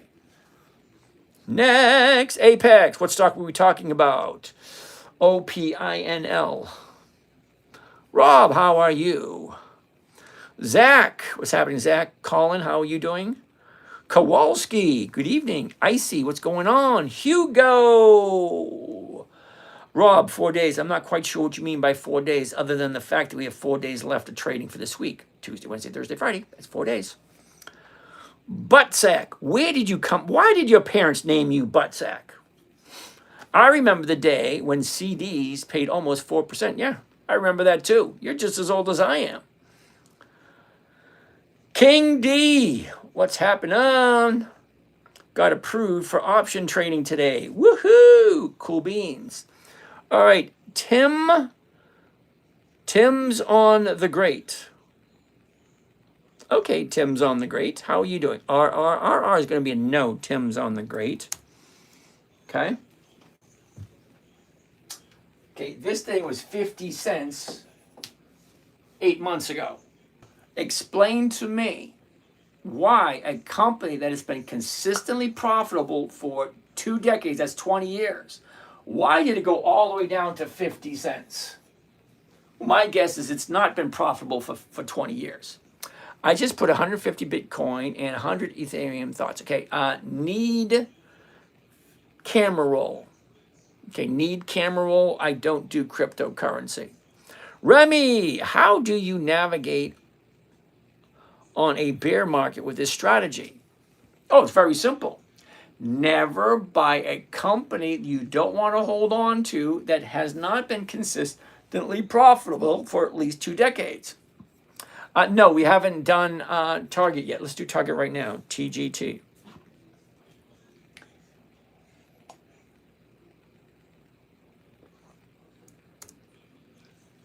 There we go. Oh, did you see that right there? See this? New bottom, bouncing off, cool beans. Target, dividend king. Whether you like them or not, 5 decades of consistently increasing their profits. Sorry, they do. 5 decades of consistent increased profits. A year ago, 160.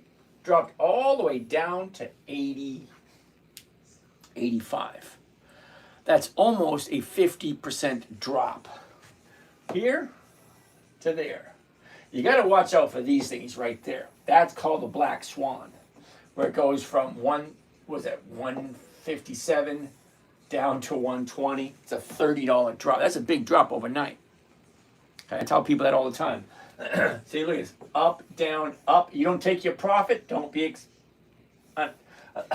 surprised if the market maker takes it away from you. So that's target. Dividend king. 88.83. The 89s are going for 117. Well, that's a yes. It's over 1%. That's all I'm looking for. A company that's consistently profitable. Target is. Now, Target, there's not very many stocks I stay away from during earnings, but Target is one of them.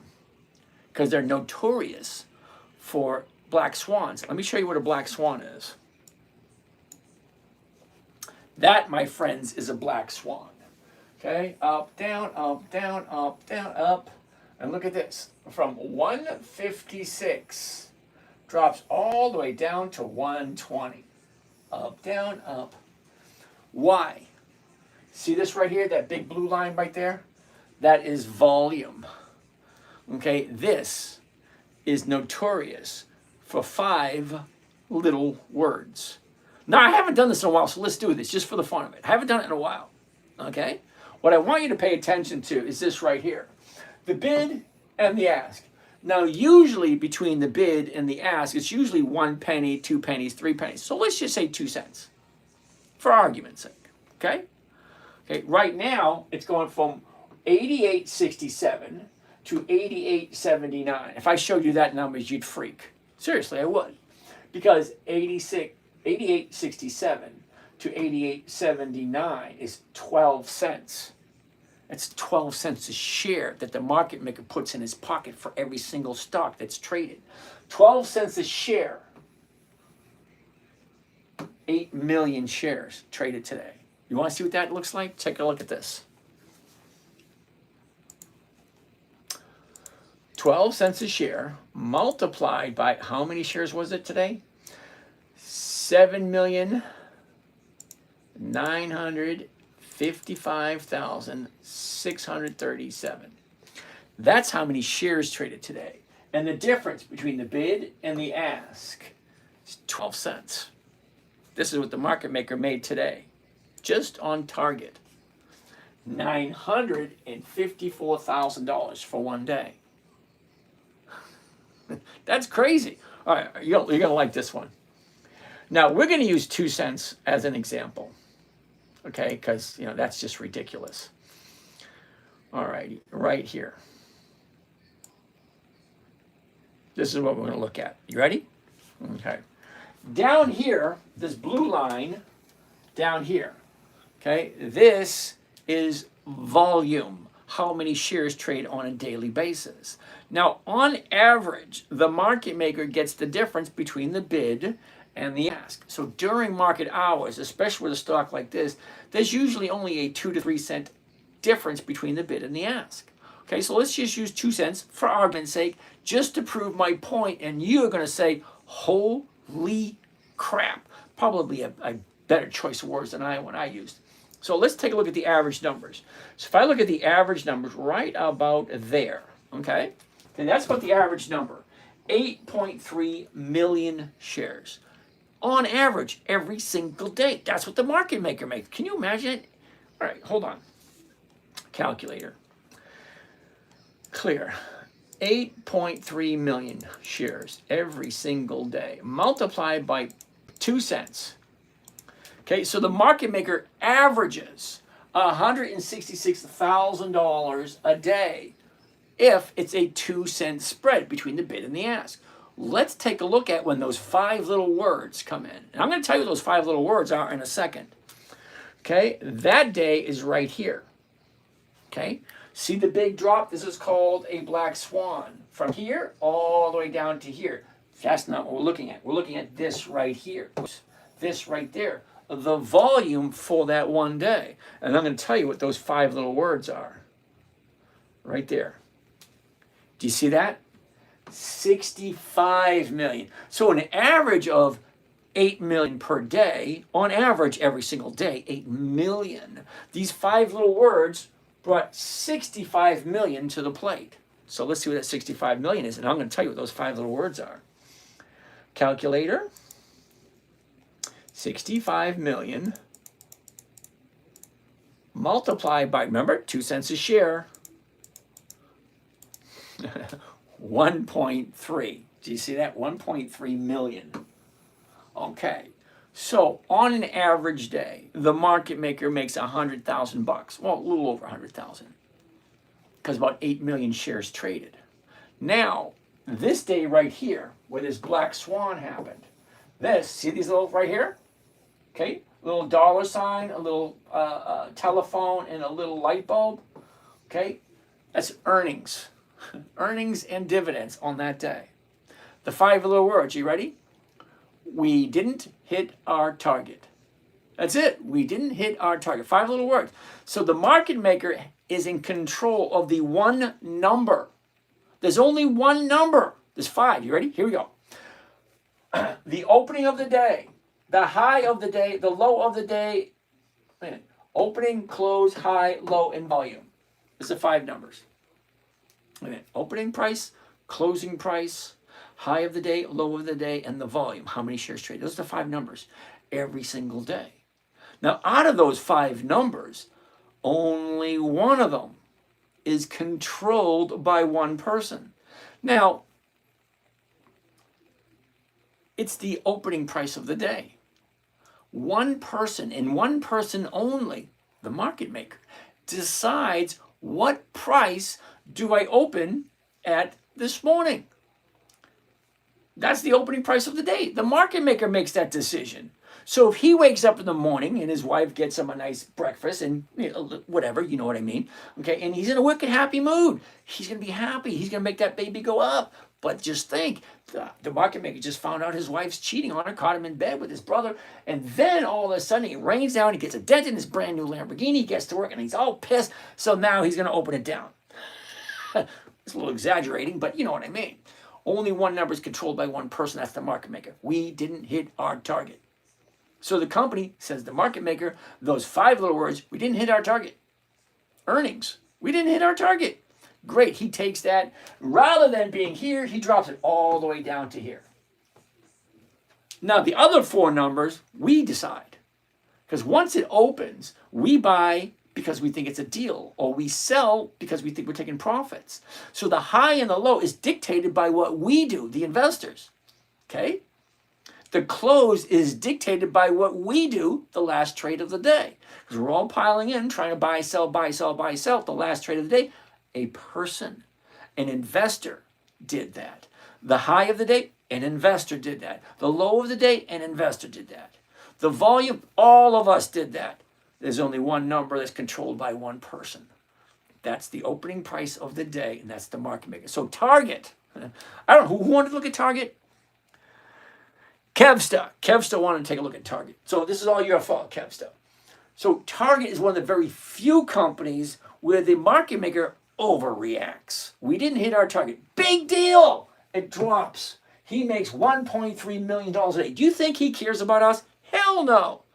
He takes those 5 little words and he manipulates them around. Oh, we didn't hit our target. Great. Perfect opportunity to go from 155 down to 120. That's his reasoning. Is that his reasoning, or does he need a new house?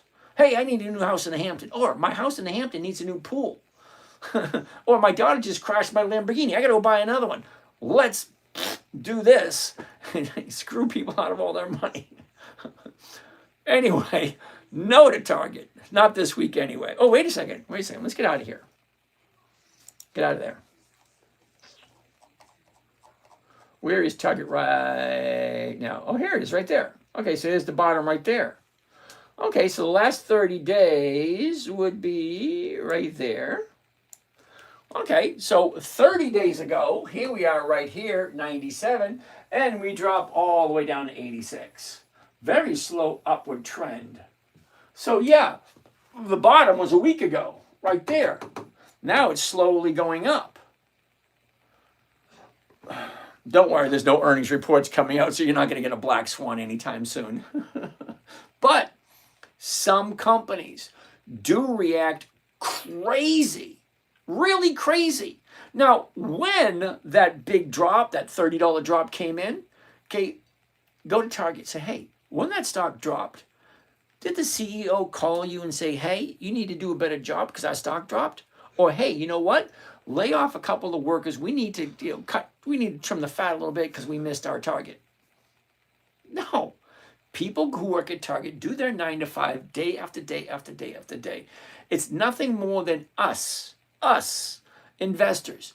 We're the ones who decide what's too high, what's too low. We buy, we sell. We create this mess.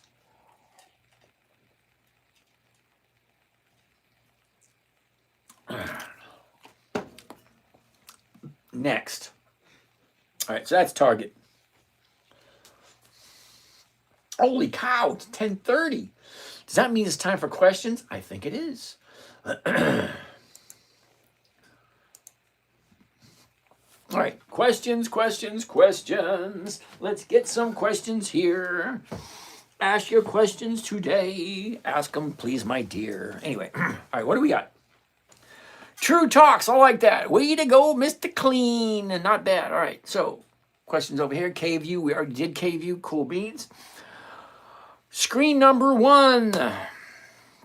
Target, we just did Target. All right, what else do we got? Manny, good evening. Brad.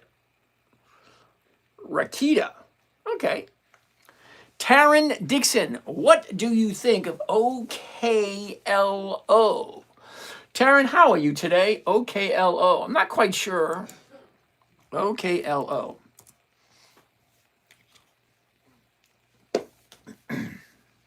Interesting. Now, here's the thing. Don't get me wrong. I don't know a very lot about OKOL, but here's what I do, my opinion, okay? All right. We got a 30-day bottom 3 weeks ago, okay, right over there. She shoots up nice. Last Wednesday's a 30-day high. Okay, she gaps down on Thursday, even lower on Friday. Today, 1 day to the top, right there, just today. That's only 1 day up from the 30-day top. So if you really like it, really like it, keep your eye on it. Okay, I like 2 days to the upside after a bottom off of a 30-day top. 30-day top's right there, Wednesday. Thursday she gapped down. Gaps have a tendency to fill. Okay, so it's going to go up and fill that gap eventually. Is it going to be this week, next week? Don't know. But you already have 1 day to the upside. That's today. If you really like it, great. Derby do. Okay. If you only had 10 seconds to Geiss, I have no idea what Geiss means. What does G-I-C-E mean? Anyone? If you only had 10 seconds to Geiss trading advice to your younger self. Oh, what do you tell you? Okay, give. I'm going to take that give. You only have 10 seconds to give my younger self advice. Don't be greedy. That would be a good one.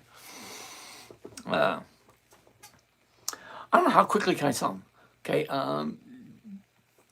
dividend. Wait a minute. Dividend capturing on dividend stocks 2 weeks before the EX date. Wait a minute. Hold on a second. How might I word this? Do covered calls 2 weeks just before the EX date on good quality companies. That would be it. Next, TMC. What is TMC? Too much candy. That's what TMC is. Where the heck did it go? Uh-oh.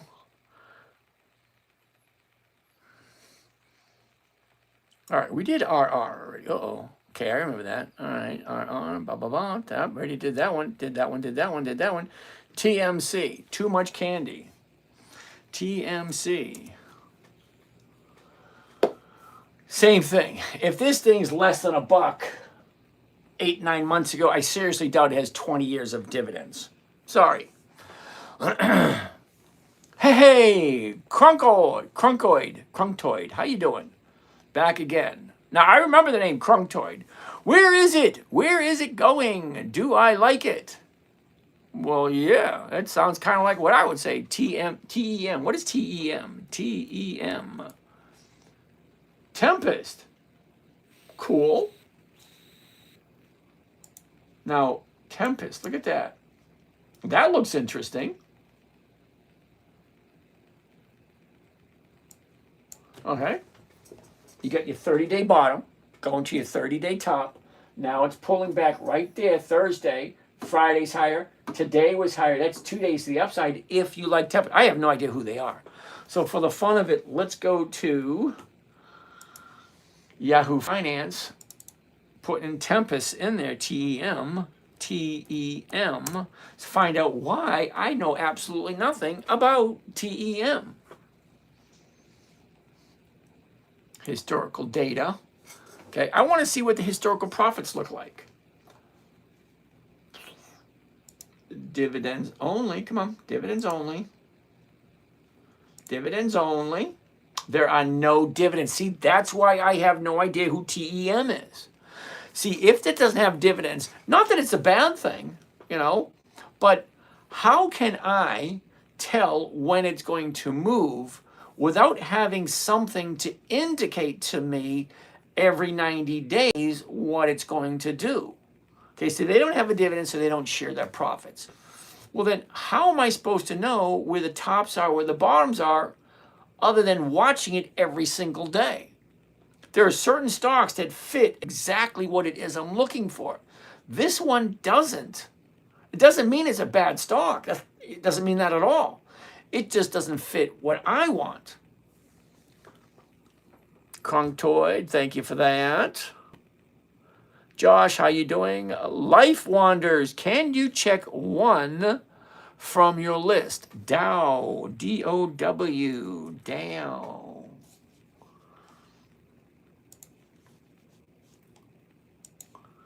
D-O-W. Interesting. Okay, high of the year, the low of the year. She went up, she came back down again. Now she's going up. What's going on right there? Let's zoom into that a little bit closer. Last 30 days. Oh, there you go. Okay, she come down, up, 30-day high, 30-day bottom, 1, 2 days up. You can't get any lower than the low of the year right there. That's 2 days ago. Do you like Dow? Do you like it at this price? Well, this price is $22.89. The 23 is going for 42 cents. That's more than 1.5%, if that makes sense to you. Okay, I like Dow. I actually have some in one of my accounts somewhere.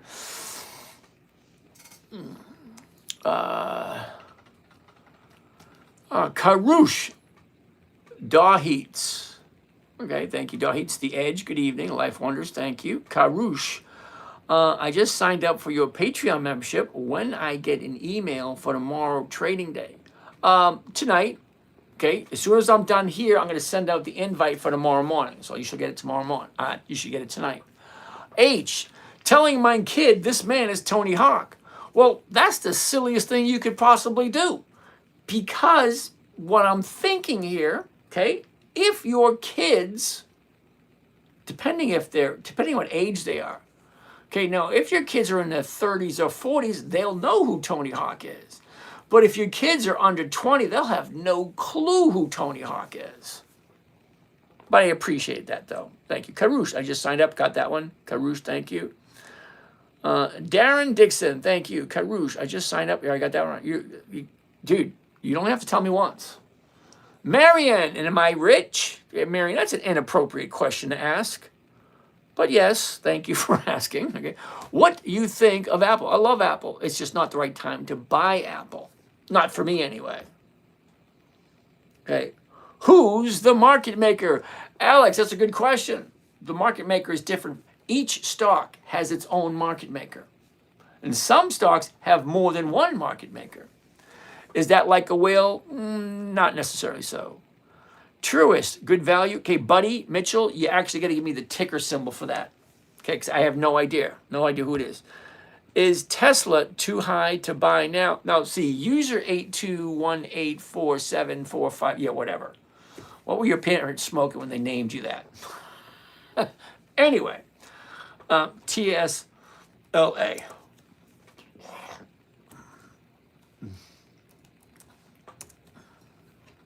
What do you think?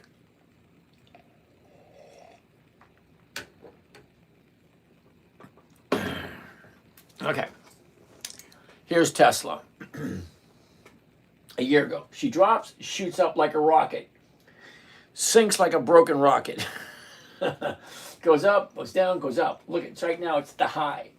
I don't buy anything at the high. It's not the high of the year, but it is a high of the 90-day period. Okay? It was down less than 300. Now it's up over 400. Okay? I don't buy anything at the high.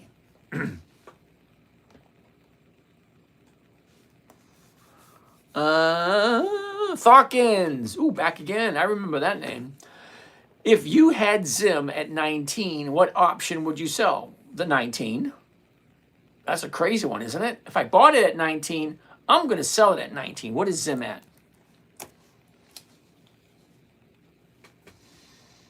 Oh, well.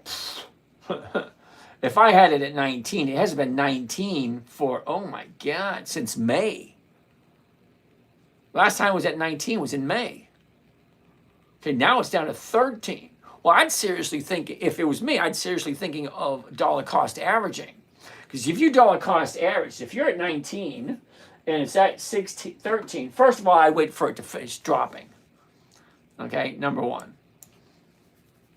Okay, here's the bottom.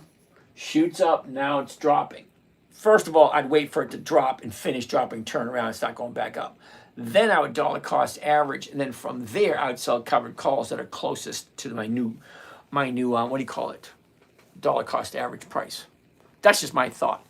All right, Karush, I got that already. You said it like 4 times. Okay, you only have to do it once.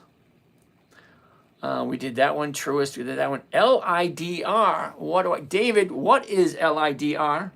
LIDR. Oh, it's a hell no is what it is. I don't even want to bother looking at it anymore. I'll tell Fonzatelli. Isn't it Arthur Fonzarelli? Annalie, another one on your list. Absolutely.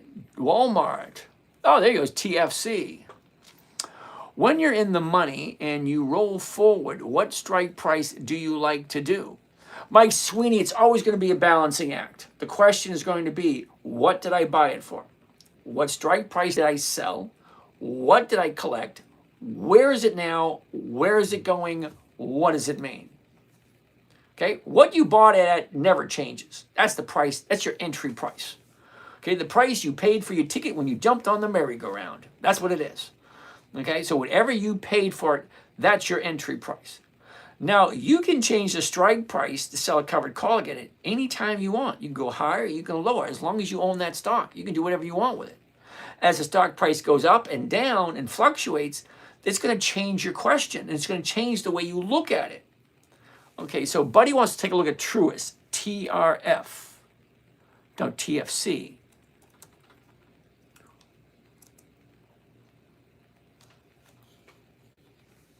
Interesting.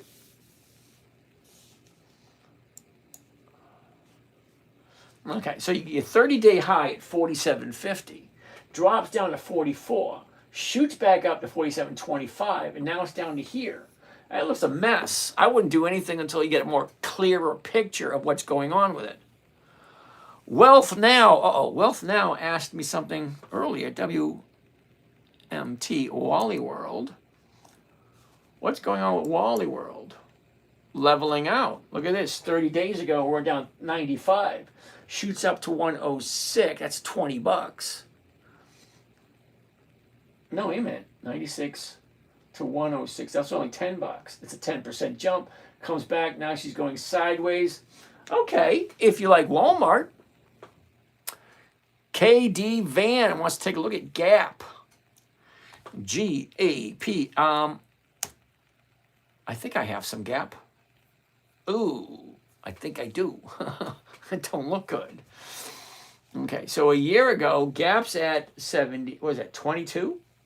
Yeah, 22, bottoms out TDS, for second week of April. The high is right there at 29. Well, now we're down to 21. Look at that.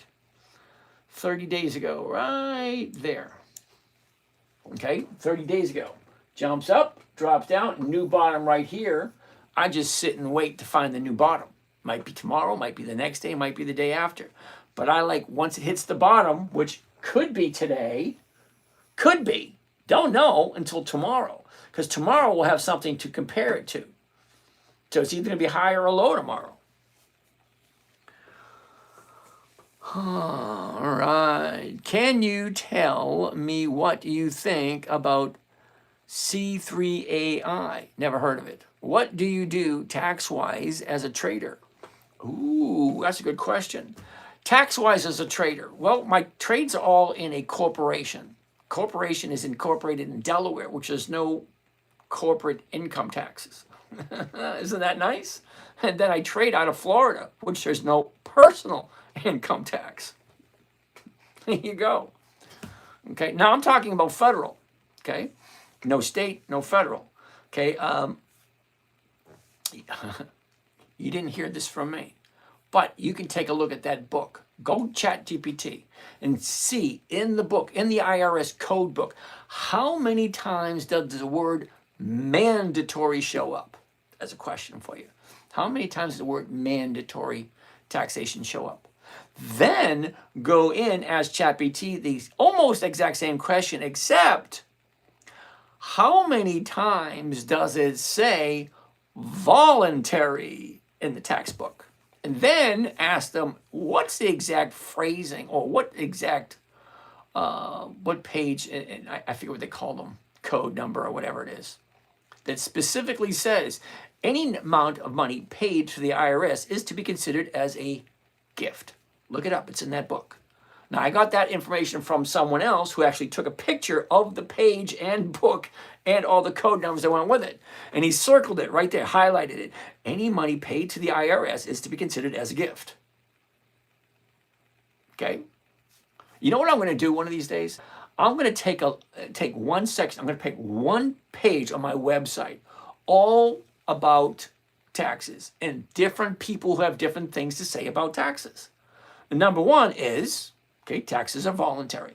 That's number one. Number two, any money given to the IRS can be considered as a gift. Number three, the IRS has absolutely nothing to do with the federal government. Nothing.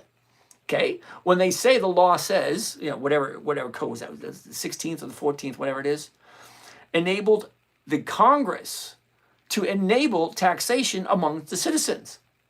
Well, Congress is a part of the U.S. government. The IRS is not. And then you can also take a look at what is the jurisdiction of the IRS. It's a 10-mile square radius of the Capitol. Yeah, they're probably watching. Okay, and IRS is not domiciled in the United States. It's actually domiciled in Puerto Rico. So there's a lot of ways of looking at it. Okay, so for an entity that doesn't give a flying dead rat's carcass about your personal freedoms or whatever, you think they really care whether or not it's legal for them to take money from you? No, because you volunteered to pay them. Anyway, let's keep on going before I get myself in trouble. All right, so that's it for what do you call it? Camera one. So camera one, done with the questions. There's nothing noble about paying taxes. Not necessarily so. Because property taxes pay for our schools, pay for our streets, okay? Gas taxes and tolls, when you're riding on the highway, they pay for our highway infrastructure, okay? Money that goes directly to the federal government is used for us. Now, Ronald Reagan did a video many, many years ago. He said, not a single nickel, Ronald Reagan said this, not a single nickel collected by the IRS goes to anything that supports the U.S. economy. Nothing. It goes to pay the debt of the what do you call it? The Federal Reserve. And you've seen the way the Federal Reserve has been spent. All right, you guys grab me. All right, stop it. No more taxes. All right, just no more. Now, I can go down a rabbit hole and just talk about stuff. Okay, so Hercules wants to take a look at CALM, C-A-L-M, C-A-L-M. You don't want to get me rolling because I could just go. You guys definitely don't want to hear what I have to say. So CALM is a monthly. I don't do monthlies only because monthlies once a month. So I'm getting a check once a month rather than a check once a week. Explain to me why that's a good thing. And no, the one once a month is not twice the size or 3 times the size. No, they're all about the same. So if I'm getting 1 to 2% for each trade that I do, why would I only want to do 12 in a year if I can get 1 or 2% 52 times a year? So I don't do monthlies because the numbers just don't work. Hi, when you pick your options, what strike do you usually pick or a delta? Okay, so Punto, great question. However, I'm going to be honest with you. I did not try to explain the Greeks to my 9-year-old daughter because the trading strategy I'm showing you was created specifically for my 9-year-old little girl. When she said, Daddy, what are you doing? Can you teach me? I said, sure. I wasn't going to tell her about the Greeks. And don't get me wrong. Adults, they have a tendency to make things complicated. And they like to use the delta because it makes sense depending on what it is you want. Okay, so I'm only looking at stocks that are consistently profitable. Fine. I'm only looking at stocks that have a dividend that has been consistently increasing for more than 20 years. Fine, I don't have a problem with that. Now I'm looking at the chart. It goes up, it goes down, it goes up. Is it in an upward trend? Great. Does it look as if it can hold that trend for 5 days? Well, great, that's what I'm looking for. Is it 1% or more of the purchase price? That's what I'm looking for. I'm not really looking at the delta.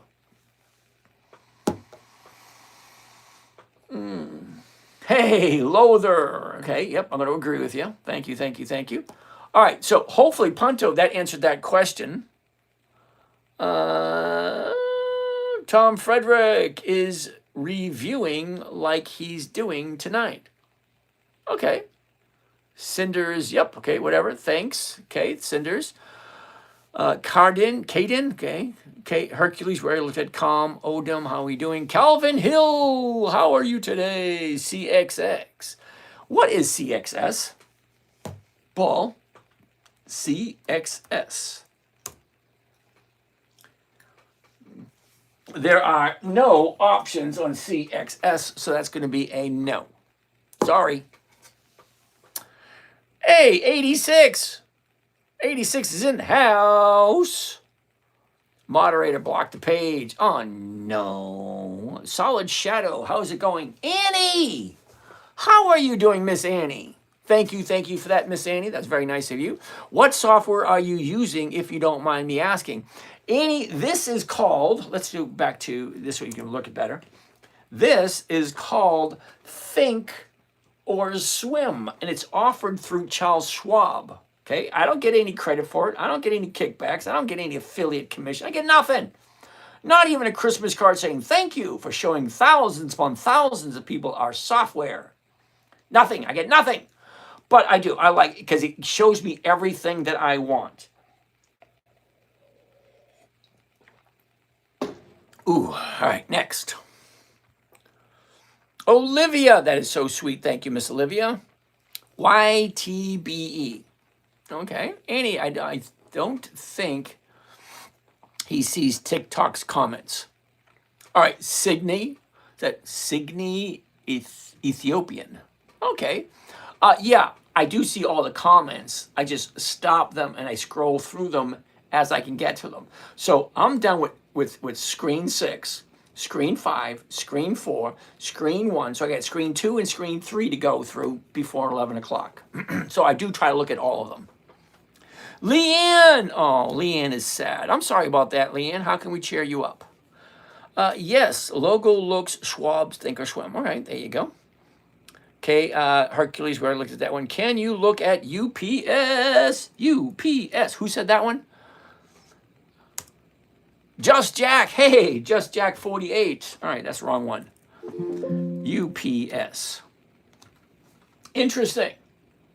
Okay, a year ago, we got the high at 145, and we got the low right here at 84.50. Okay, so the last 30 days, Here we go. Here's our last 30 days for UPS. The 30 days ago, we have the 30-day high. We got the bottom right here. She shoots up, goes sideways, dips again here. 1, 2 days to the upside. Look at that right there. So that means, hypothetically, if you really like UPS, Jack, hold on, let me get up for this one. Because apparently, your bottom here, 1 day to the upside, 2 days to the upside, 84.50. The 85 is going for 69. Oh, come on. I got up for that. 69. It's not 1%. So it's going to be no for UPS. As much as the chart looks okay, just doesn't look good. CDR. Oh, what was your verdict on Harley Davidson from last night? I bought some Harley Davidson this morning. We actually went over Harley Davidson earlier today. And I think it was 2.49% today. 2.49 for Harley Davidson. It's if you like it. Now, that's not a tip. It's not advice. It's just me telling you what I saw earlier today. Bro, what's up? Wealth Decoder 101. Woohoo! In the house. I've been AFK, not even on TT, honestly. I have no idea what AFK means. But okay. Wealth Decoder, hope you've been doing well. Cool. Jessica, how are you? Good evening, Miss Jessica. Wealth Decoded, appreciate you. Likewise, brother. Thank you very much to Wealth Decoded. All right. Lefty Sister Cat. Lefty. Are you left-handed or are you on the left side of the political, what do you call that? Political spectrum. I don't know. I don't want to know. Don't tell me. Victoria, good evening. Yoneki. Yoneki. That's an interesting name. Cool. Chris, how you doing? Time to delete. Ooh, back again. When you say you have some dial stocks, that's not your goal to own stocks. It's just to get them premium. Yes, exactly. So you do more than 1 week options, correct, due to dividends? No. Okay. Fabgia? Anyway. Yeah, time to delete. You're right. Okay. I'm not looking to own the stocks. I'm not looking to hold on to them. The longest I've ever held on to anything was 14 months. And that, I believe, was Kohl's. Kohl's, believe it or not. Okay, I bought Kohl's last July, I think it was. And every single week, it gave me 1%, 2%, 3%. Every single week. It's like, no way. Macy's, too. Okay, so if I buy a stock and it gives me 1 or 2% every single week, why would I sell it? That's a 50% return. Okay, so I made over 60% on Kohl's. And the stock kept dropping, and I still kept making money for it. It was crazy. All right. Okay. Got it. So you do more than 1 week options? No, usually just 1 week. It's usually for this week. Because, see, today, today's the 29th. Okay, this option here, 3 October, that expires this Friday. Okay, so yeah, I'm doing this week's option. Now, Wednesday or Thursday, I'll jump to next week's option because the time frame is just less. Would you please check SVCO? Why? SVCO. Oh. I'm going to say no. Okay, who's that? Football Legends. Now, Football Legends, the reason why, how do you track your returns in Thinkorswim? I don't. Okay, there's a little link. Hold on, hold that thought. Who is that? User 373218. There's a link right here that goes to Chucky, okay, Schwab.com, right there. So I click on there and I look at portfolio performance, the beginning of September to the end of September. And I can look at all the money that came in and what percentage that was. Okay, we have like 3 people, I think, at the moment. Now, I've paid 6 people to figure out this. Hold on. To figure out this mess. Where is it? Right there. And account statement. And this right there. Bum, ba, ba, bum, bum, ba, bum, ba, bum.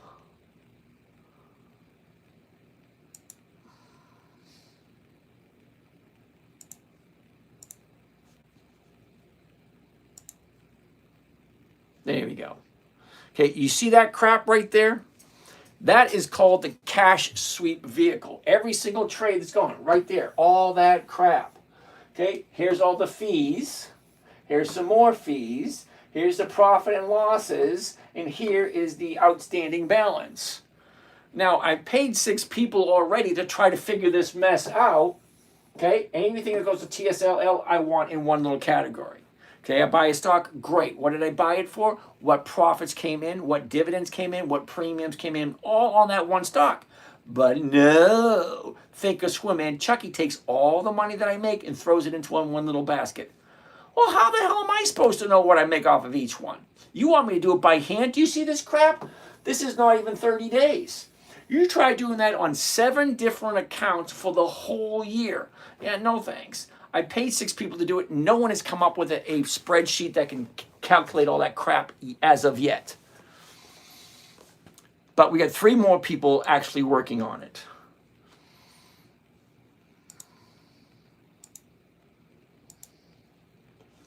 Okay. So how do I track my money, my profits on Thinkorswim? I can't. There's no way of tracking the profits other than, the overall profit and loss. What are the 5 things you look at on a chart? Oh. You ready? High of the year, low of the year. Where was it a year ago? Where is it now? And what's the motion? What's the flow? Where is it going? Okay. Up, down, up, down, up, down.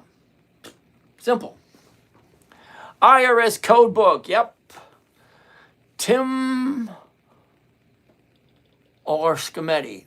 Okay. My favorite dividend payer is PLTY. Patrick, I'm terribly sorry that you like PLTY. It's only because you didn't look at the numbers for PLTY.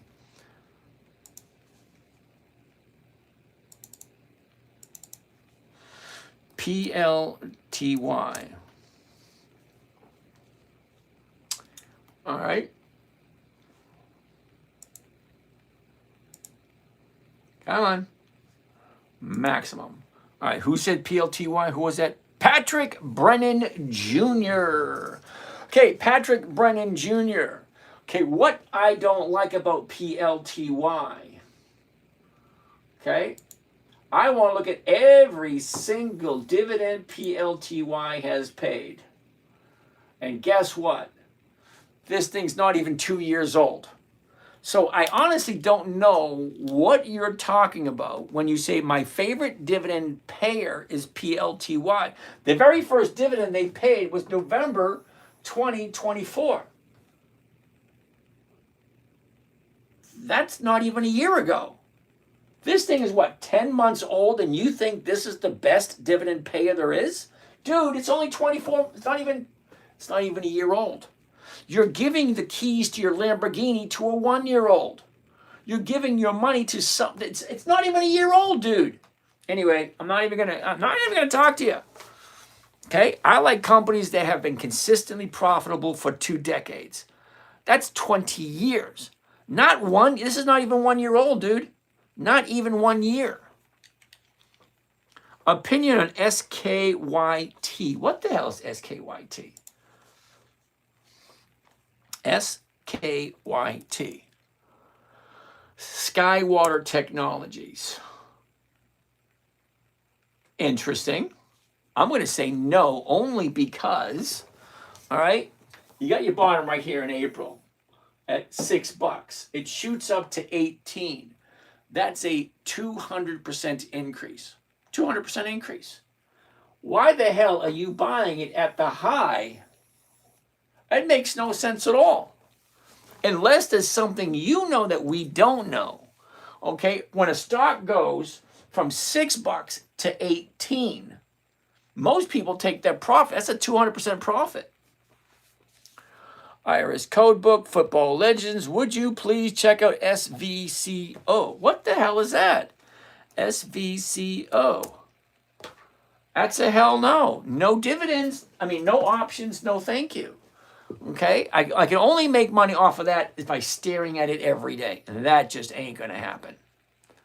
Aurora, how are you today? SKYT, we already looked at that one. Cuckster, love it, thank you. Victoria, thank you.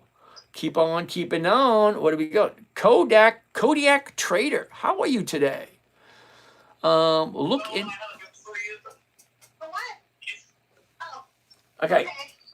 Okay. Who do we have over here yelling and screaming in the background? That's James. James, what are you yelling at that lady for? James is in the background yelling at someone. He forgot that his microphone wasn't muted. Anyway, Obzer. Okay, wants to take a look at Oracle. ORCL. Oracle. Ooh. Yeah, I'm going to say wait on Oracle. This is just my opinion. If it was me. I'm not telling you what to do. I'm just saying if it was me. Okay, so a year ago, we're at 160. We dropped down to the bottom at 120, TDS right there, second week of April, shoots up, and then here at 240, she gaps up from 240 to 340, $100. Look at this big gap right there. Well, what usually happens with gaps? Gaps have a tendency to fill. So she goes from here, shoots up, comes back down, back down. So as she's coming back down, I'm not going to jump into this thing until it at least fills in this gap here, comes back down to this level here. That's just my opinion. What the hell do I know? Superlative, what was your verdict on Harley Davidson from last night? HOG.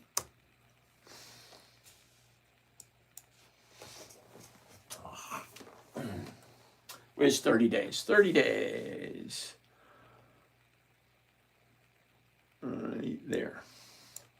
Okay. Harley Davidson. High, low, where was it? Where is it? Up, down, up. So I jumped in this morning, the 27 level. Got over 2.5% this morning from Harley Davidson. Now, don't get me wrong, Harley Davidson's been around for 100 years. It's an American icon. Almost anywhere in the world, you can say, oh yeah, that's a Harley. You can be blind and still know that it's a Harley going by. All right, anyway, almost done. Almost done. Annie, thank you there, Miss Annie. Vic, how you doing? User 9339, whatever. We looked at Dow as in, how does it inform your decision making? Hank, I'm not 100% sure what you mean by how does it inform my decision making. All right. Uncle Charlie, PLTY. Uncle Charlie, I'm going to say no, but thank you. CRSP. Bay, what the hell is CRSP? CRSP. Is that potato chip company? CRISPR therapy. Interesting. Okay, what do you think? Take a look. The last 30 days. 30 days ago was the bottom. Now we're way up at the top. I don't know about you. I don't buy anything at the top.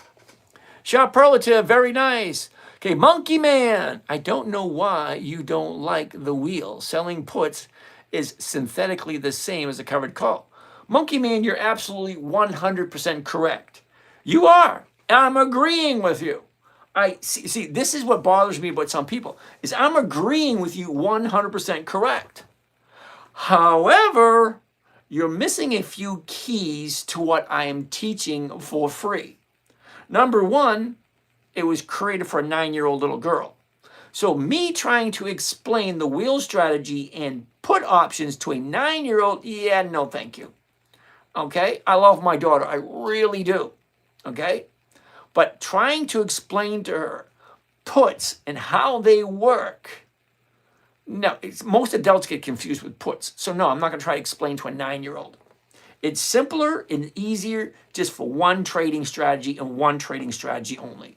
Perfect one, then move on to two. Fine. Okay, covered calls, great. They're simple, they're easy, they're safe. You cannot sell puts in an IRA. Sorry, you can't do it. You can do covered calls, but you can't do selling puts. At least as far as I know. I could be wrong because they change the rules all the time. Chuck Jensen. Hey, James. I know it's not a dividend king, but you look at HL. What the hell is HL? HL.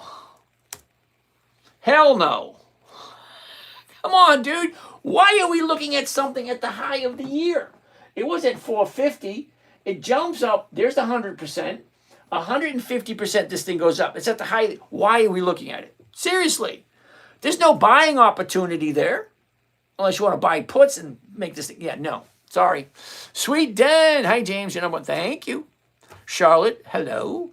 Auntie Juju. How are you, Auntie Juju? KVan PLTY is a monthly. Yeah, I know. Oracle Corp, please. We already looked at Oracle. Is this chart monthly or weekly? It's daily. It's a daily chart, 1 day at a time for a whole year. Can we look at HL? We already looked at it. It's a no obser. Thanks. You're welcome. Old slot. That's a little disturbing, but okay. King, Buffett, Aristocrat, Contenders, and I need one more.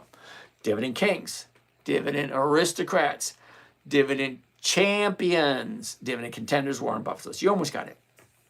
ISO puts in your IRA. Cool beans. Last thing I knew, you couldn't sell puts in your IRA. That's what I knew. Hey, low there, 30. James, the U.S. markets are going to crash. Where will we do this strategy going forward? Okay, so here's the thing. Okay, a lot of people say that. Okay, now if you take a look, seriously, over the last 100 years, the U.S. stock market has crashed every decade. Every decade, it goes up, it crashes. It goes up, it crashes. It goes up, it crashes. But still, over the last 100 years, it's averaged, over the last 100 years, 8 to 10% every single year. How much do I have to have for selling calls? Oh, Alex, I'm not 100% sure. You should know your own personal finances. I mean, like Japan. You mean drop like that bad? Well, here's the thing. Okay, think about it this way. All right? You can all think about it this way. It's a very interesting topic. Over the last 100 years, what have we seen? Okay, think about it. What have we seen over the last 100 years? World War I, World War II, Korea, Vietnam, Afghanistan, Iran, Iraq, all that crap in the desert. And then, hold on, then, that's not even the wars. Then we have the Great Depression, the Dust Bowl, the oil embargo of the 70s. And then we had, hold on, I'm not done yet. I'm not done yet. We've changed currency, okay? Because the last 100 years, before 1913, we had one currency. After 1913, we had a second currency. So we've actually changed currencies from the beginning of the 19th century, and the 20th century, to the other part of the 19th century. And that's not even it, because we've had crashes. 1929, 1987, 2000, 2001, 2008, 2021, 2025. We've had all these crashes. We've had all these wars. We've had all this crap going on in the economy. Yet, there are still companies that are over 100 years old that have been consistently increasing their profits year after year after year after year. GPC, Genuine Parts Corporation, 7 decades of increased profits. It doesn't really matter what happens when the stock market crashes. We Americans are always going to dust ourselves off, jump in our piece of crap car, or even jump on a bicycle and get our skinny little ratchety asses to work and work 40, 60 hours every single week, no matter what's going on in the economy. Okay, even in the Great Depression, you had guys getting dressed, going out of the house and going to do whatever jobs they could just to make ends meet. And there were companies that gone through that. Okay, Coca-Cola, 140 years. Okay, General Motors, over 100 years. Harley-Davidson, over 100 years. Ford, over 100 years. Wells Fargo, over 100 years. Colgate-Palmolive, Kellogg's. I could go on and on and on. So yeah, is it going to crash? Yeah, of course it's going to crash. It crashes every 10 years. So what do? Well, number one, don't panic. If you pick a good company that has a good product and is consistently profitable and you're okay with whatever happens, fine. Sorry, James, my point is there is a stronger international options. Should we go there? Well, absolutely. But I know absolutely nothing about the international options markets. I know nothing about the stock market in England. Even if I did, I wouldn't go to England anyway. Their economy over there is in freaking turmoil. Okay, Japan, I don't know anything about it. India, I don't know anything about it. So there's a lot of stock markets around the world. It's like almost every continent has their own stock market. Yet I don't know very much about any of them because I live here. That's my concern. What's happening here? Now, I seriously don't think Coca-Cola, Pepsi, General Motors, IBM, Ford, Harley Davidson, and all those companies are going to go bankrupt. I don't think so. So, always pick a good quality company and never sell at a loss. Because what goes up must come down. And what goes down always goes back up again. Okay? All right, you sell puts in your IRA. Awesome. Do you have videos for beginners? Yeah, I got over 1,200 videos. I really don't know which one to show you. MG, we already did Alcoa earlier today, I believe. Sometimes your sharp humor on hell no is good. Well, yeah, if it's a hell no, it's a hell no. Like this one right here. Why the hell are we looking at something at the high of the year? That makes no sense, in my humble opinion. Do you have videos? I do. LMT, Lockheed Martin.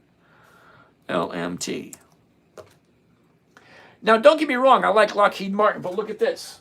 From end of July to today, that's all there is.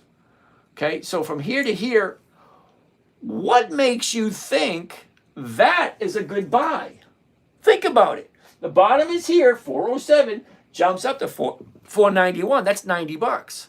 $90 on a $400 stock is over 20%. That, my friend, who is that? Merv.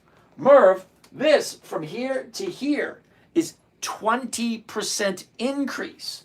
That is 20% increase. Do you honestly think, seriously, do you honestly think just because you are going to buy it, it's going to continue to go up? I'm terribly sorry. Anything that I buy that goes up 5 or 10%, I'm out. I take my profits. Because number one, it ain't a profit until you take it. Number two, nobody ever went broke taking profits. Don't get me wrong, I like Lockheed Martin. Now, I'll put Lockheed Martin down 2 weeks from today because this jump right here is going to turn around eventually. Eventually. Is it tomorrow? Don't know. But I don't buy anything at the high. And that, my friend, is at the high of the last, what is that? July 28th? So that's August, September, 2 months. So that's 2 months. That's 20% in 2 months. That's 10% a month. So no, not for me anyway. Okay, Life Wonders, Annalie, NLY. Interesting. Now that's a better deal right there. Because look at that. You got your bottom here about a month ago. It shoots up. Here's your top. Got your profit taken right here. 1 day up, 2 days up. Higher high, lower low. I don't know. I'd want to see what happens there first before I jump into Annalie. But think about it. 30 days ago, way down here, shoots up nicely, goes from 20 to 22. That's 10%. Now she drops. Now she's bouncing back up again. Because that's what stocks do. They go up until they're done going up. Then what happens? Then they come down until they're done going down. Because if you think you and I are the only ones looking at that, oh, hell no. 12 million shares traded today. 12 million. So my 2,000 or 3,000, that means nothing. 12,339,776 shares traded today on Annalie. Do you think the market maker really cares about my 200 or 300 shares? Probably not. But the bottom's here. She shoots up. She drops. 2 days ago, now she's going back up. However, I like 2 days the upside, and then on the third day, I will jump in. So the bottom was Thursday. Friday's 1 day. Today's another day. So we're just going to worry about tomorrow. Is it going to be higher tomorrow? And do I like it? Well, that's always the key. Do I like this company? Wealth Now, BMNR. What's the name of that one? Annalie Bank. Annalie. NLY. Thank you. All righty. Hey, we'll check it tomorrow morning when the market opens, see what it looks like. Okay, so remember that tomorrow morning when you sign in and say, hey, let's take a look at Annalie after the market opens. All right, you got it. Now, I'm not going to remember, Andrew, so it's up to you to remember. Wait a minute, you know what? I'll write that one down. Anly. NLY. Because Annalie is 2050. 2050 is going for 38. That's 1.5%. All right, I can do 1.5%. That works for me. All right, what else do we have? Where, okay, whoa. Where is here? Carowin, is that right? Where is here? Here is St. Petersburg. D, love it. What do you mean the stock goes down, write another option, or sell a stock and move on? Not when it goes down. Okay, D, love it. Number one, never buy something you don't want to own long term, regardless if it goes, because they all do the same thing. They go up, they go down. You need to be okay with it going down. Okay, rule number two, never sell a loss. It just doesn't make sense. So stocks go up and then they come down. And then they go up and then they come down. That's all they ever do. Let's go back here for a second. Okay, take a closer look. All right. Down, up, down, up, down, up, down, up, down, up, down, up, down, up, down, up, down, up, down, up, down, up, down, up, down, up, down, up, down, up, down, up. That's all they do. And they will continue doing that long after you and I are gone. Stock market's been around for over 400 years. It ain't going anywhere. Why? Because there's every man on this planet wants to provide for their family. Well, how do you provide for your family? You're either born with money or you're not. Because we're the only species on the planet that's got to pay to live here. And how you want to live is directly 100% reliant on you and your choices. Nobody else is going to make the choices for you. Okay? When you get to here, when I say here, I mean retirement. When you say, you know what, I'm done working, I put in enough time, you got three choices. Choice number one is you're too damn old. Okay? You go into work and your boss says, hold on. You're just too damn old. Take your ass out of here. You're a liability. That's aging out of the system. Mandatory retirement means you're too old to continue working. That's what that means. You got no choice in the matter. Tick tock, ain't no way to stop the damn clock. It ain't. Friday's coming whether you like it or not. Retirement is coming whether you want it to or not. You have no choice in that matter. My children hate it when I said you have no choice in the matter. Yes, I do. Well, no, you don't. The clock is continued ticking and it doesn't stop for anyone. No one. Okay? No matter who you are, no matter how much money you have, no matter how important you think you are, Mother Nature, Father Time doesn't wait for anyone. No one. Okay? So when you get here to retirement, you've got two choices and only two. Do it yourself. Take responsibility for your own money. Or if you have enough, give it to someone else and let them do it for you. That's it. There's no other choice. Think about it. We're the only species on the planet that's got to pay to live here. So however you want to live in your retirement age, now your retirement age can start whenever you can afford it. And that's a whole different conversation. See, I retired at 59 because my first job was in 1973 working at Old Man Simmons' farm, picking tomatoes, picking green beans, planting tomatoes, picking squash, picking corn, loading up firewood into the pickup truck. Okay, Old Man Simmons would come at the bus stop and wait for me and Bruce, my buddy. Okay, he was Sherry's brother. Oh, Sherry. Ooh. Anyway, besides the point. My very first job, me and Bruce would we'd get off the bus. Okay, the school bus would drop us off at the top of the hill. Old Man Simmons would pull up right behind the bus and we'd jump right in the back. We wouldn't even go home and change. We'd go jump in the truck and go out into the woods, chop a whole bunch of firewood, load up the pickup truck.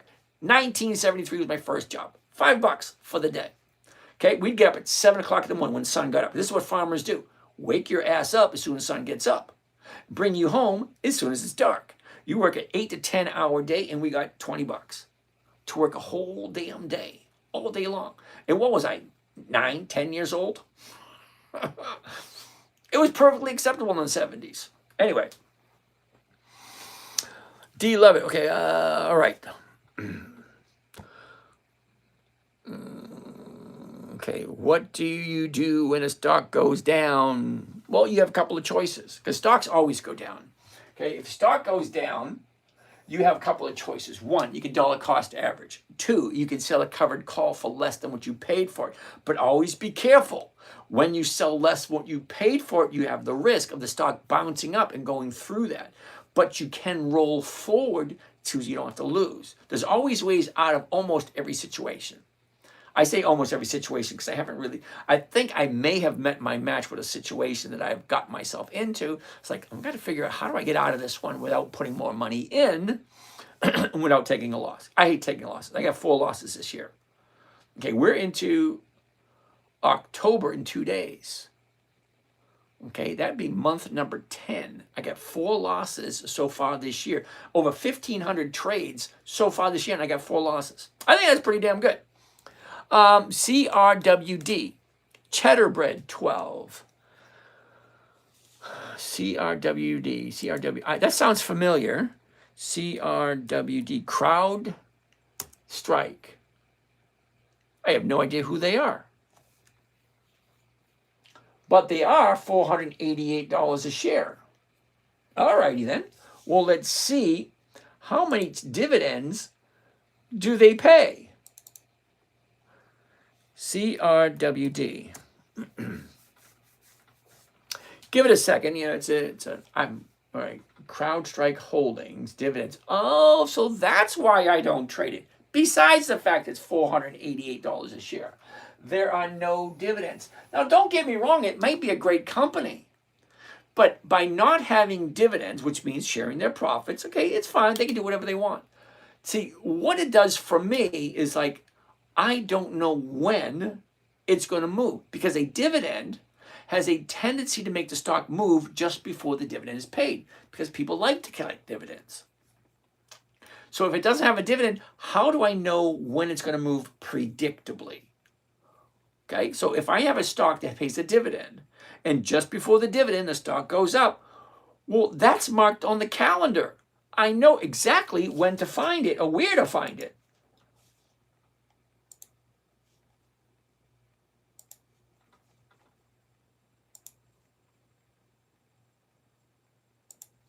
Okay, so these are all the companies that have dividends. Comcast, Campbell Soup, Bristol Myers Squibb, Micron, ADP, Dunkin' Donuts, Novo, Waste Management, Lockheed Martin, McDonald's, Halliburton, Schlumberger, so on and so forth. Well, these companies, I know who they are, I know what they do, and just before the EX date, the stock has a tendency to go up in value. So by knowing when a stock is going to move, it gives me one key that a lot of people don't have. It means I know when the stock is going to move predictably. And that's not 100% accurate, but it's pretty close. Most dividend stocks have a tendency to be repetitive. They do the same things over and over again, year after year after year. So it kind of makes sense. All right, so we're at 11:30. I usually quit at 11, and I'm done with all the questions, except over here on YouTube. And I feel bad for you guys. Bang a stock, blame not coming back for a long time. Okay, sorry about that, Dylan. If you buy before the EX date, can you really sell after the date of record and collect a dividend? Yeah, Mike Sweeney. That's called dividend capturing. Now, there's a lot of videos to show you how to do dividend capturing, but keep in mind, Mike. A lot of people know it. So Campbell Soup right here on the 2nd. You can buy it on Monday. Okay? You can buy it on the 1st. Okay? If you own it before this date, you qualify for the dividend. And then on the 3rd, you can sell it. But the problem is, the market maker knows this. So the market maker already has planned in to all the pricing the fact that people just like you want to do that. So I don't buy here. If I want to collect Campbell's, I don't buy here. I buy 2 weeks on a Monday. It gives it all this week, and part of this week. But here's the thing. If I'm collecting 1% here, if I'm collecting 1% here, I'm collecting 1% here, and I'm collecting the dividend. Okay, so dividend capturing, it does work. It was one of the first trading strategies I taught my 9-year-old because it was simple. The dividend's coming. Hey, let's grab that dividend, move on to the next company. Okay, so it does work. Alcoa MG, we'll do that next time. Cousin, we'll do that next time. Matthew, I have no idea what that is, Matthew. Okay, but you know what I'm going to do, Matthew? I don't like that, so I'm just going to get that out of there. And there we go. Can you check SKYT? I think we already did that. Liam, should I have a CD in a brokerage or a bank? Why the hell would you have? Now, see, Liam, I know nothing at all about you. So I can't tell you whether a CD is good for you or not good for you. Okay? Do you like that, Mike? That's interesting. I'm glad you like that, Mike. So, Liam, I don't know anything about you. It would be a disservice for you for me to tell you anything. Alex, you start 2 weeks before the EX date. Absolutely. You got to give the stock time. So look, Campbell Soup right here. Okay, I could buy it here. I can buy it any one of those days. But I want to give the stock plenty of time to make the move. So if I like Campbell Soup, 2 weeks on a Monday. So I have all of this week. I get all of this week. And I have right up to here. Okay, premium dividend. And sell it after I get all those numbers. What you received, I have no idea. All right, and each week you sell a new contract. Absolutely. As long as it doesn't hit my target. Because remember, whatever I buy it for, okay, I want to be able to sell it also. When it hits my target, I want to collect that premium, hit my target, get on out, collect my profits, and have a lovely freaking day. Woohoo! All righty, you guys have a great day. I'm going to be out of here. I'm already a half hour past my time frame. I'm going to turn into a pumpkin, and you don't want to see that. My third ever stream, I've been enjoying them all. Woohoo! Cool beans. Are these cash secured puts? Okay, Northam Gunned.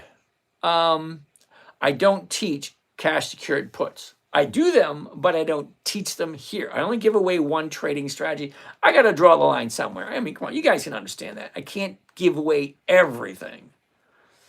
All righty, so I'll catch you guys tomorrow. I'll see you tomorrow. You're always a day away. Done. This one. Done. This one. But when dividend grabbing, okay, stock price would typically drop the dividend amount, so you would lose. You're absolutely right, Blue. That's what I was trying to tell them. Stocks have a tendency to go up just before the dividend and have a tendency to go down after the dividend. So you're absolutely right. That's why I don't like to do it that way. I add a little bit different. All right, so you guys have a great day, and we will see you tomorrow. Come on, where is that? There he goes. And now...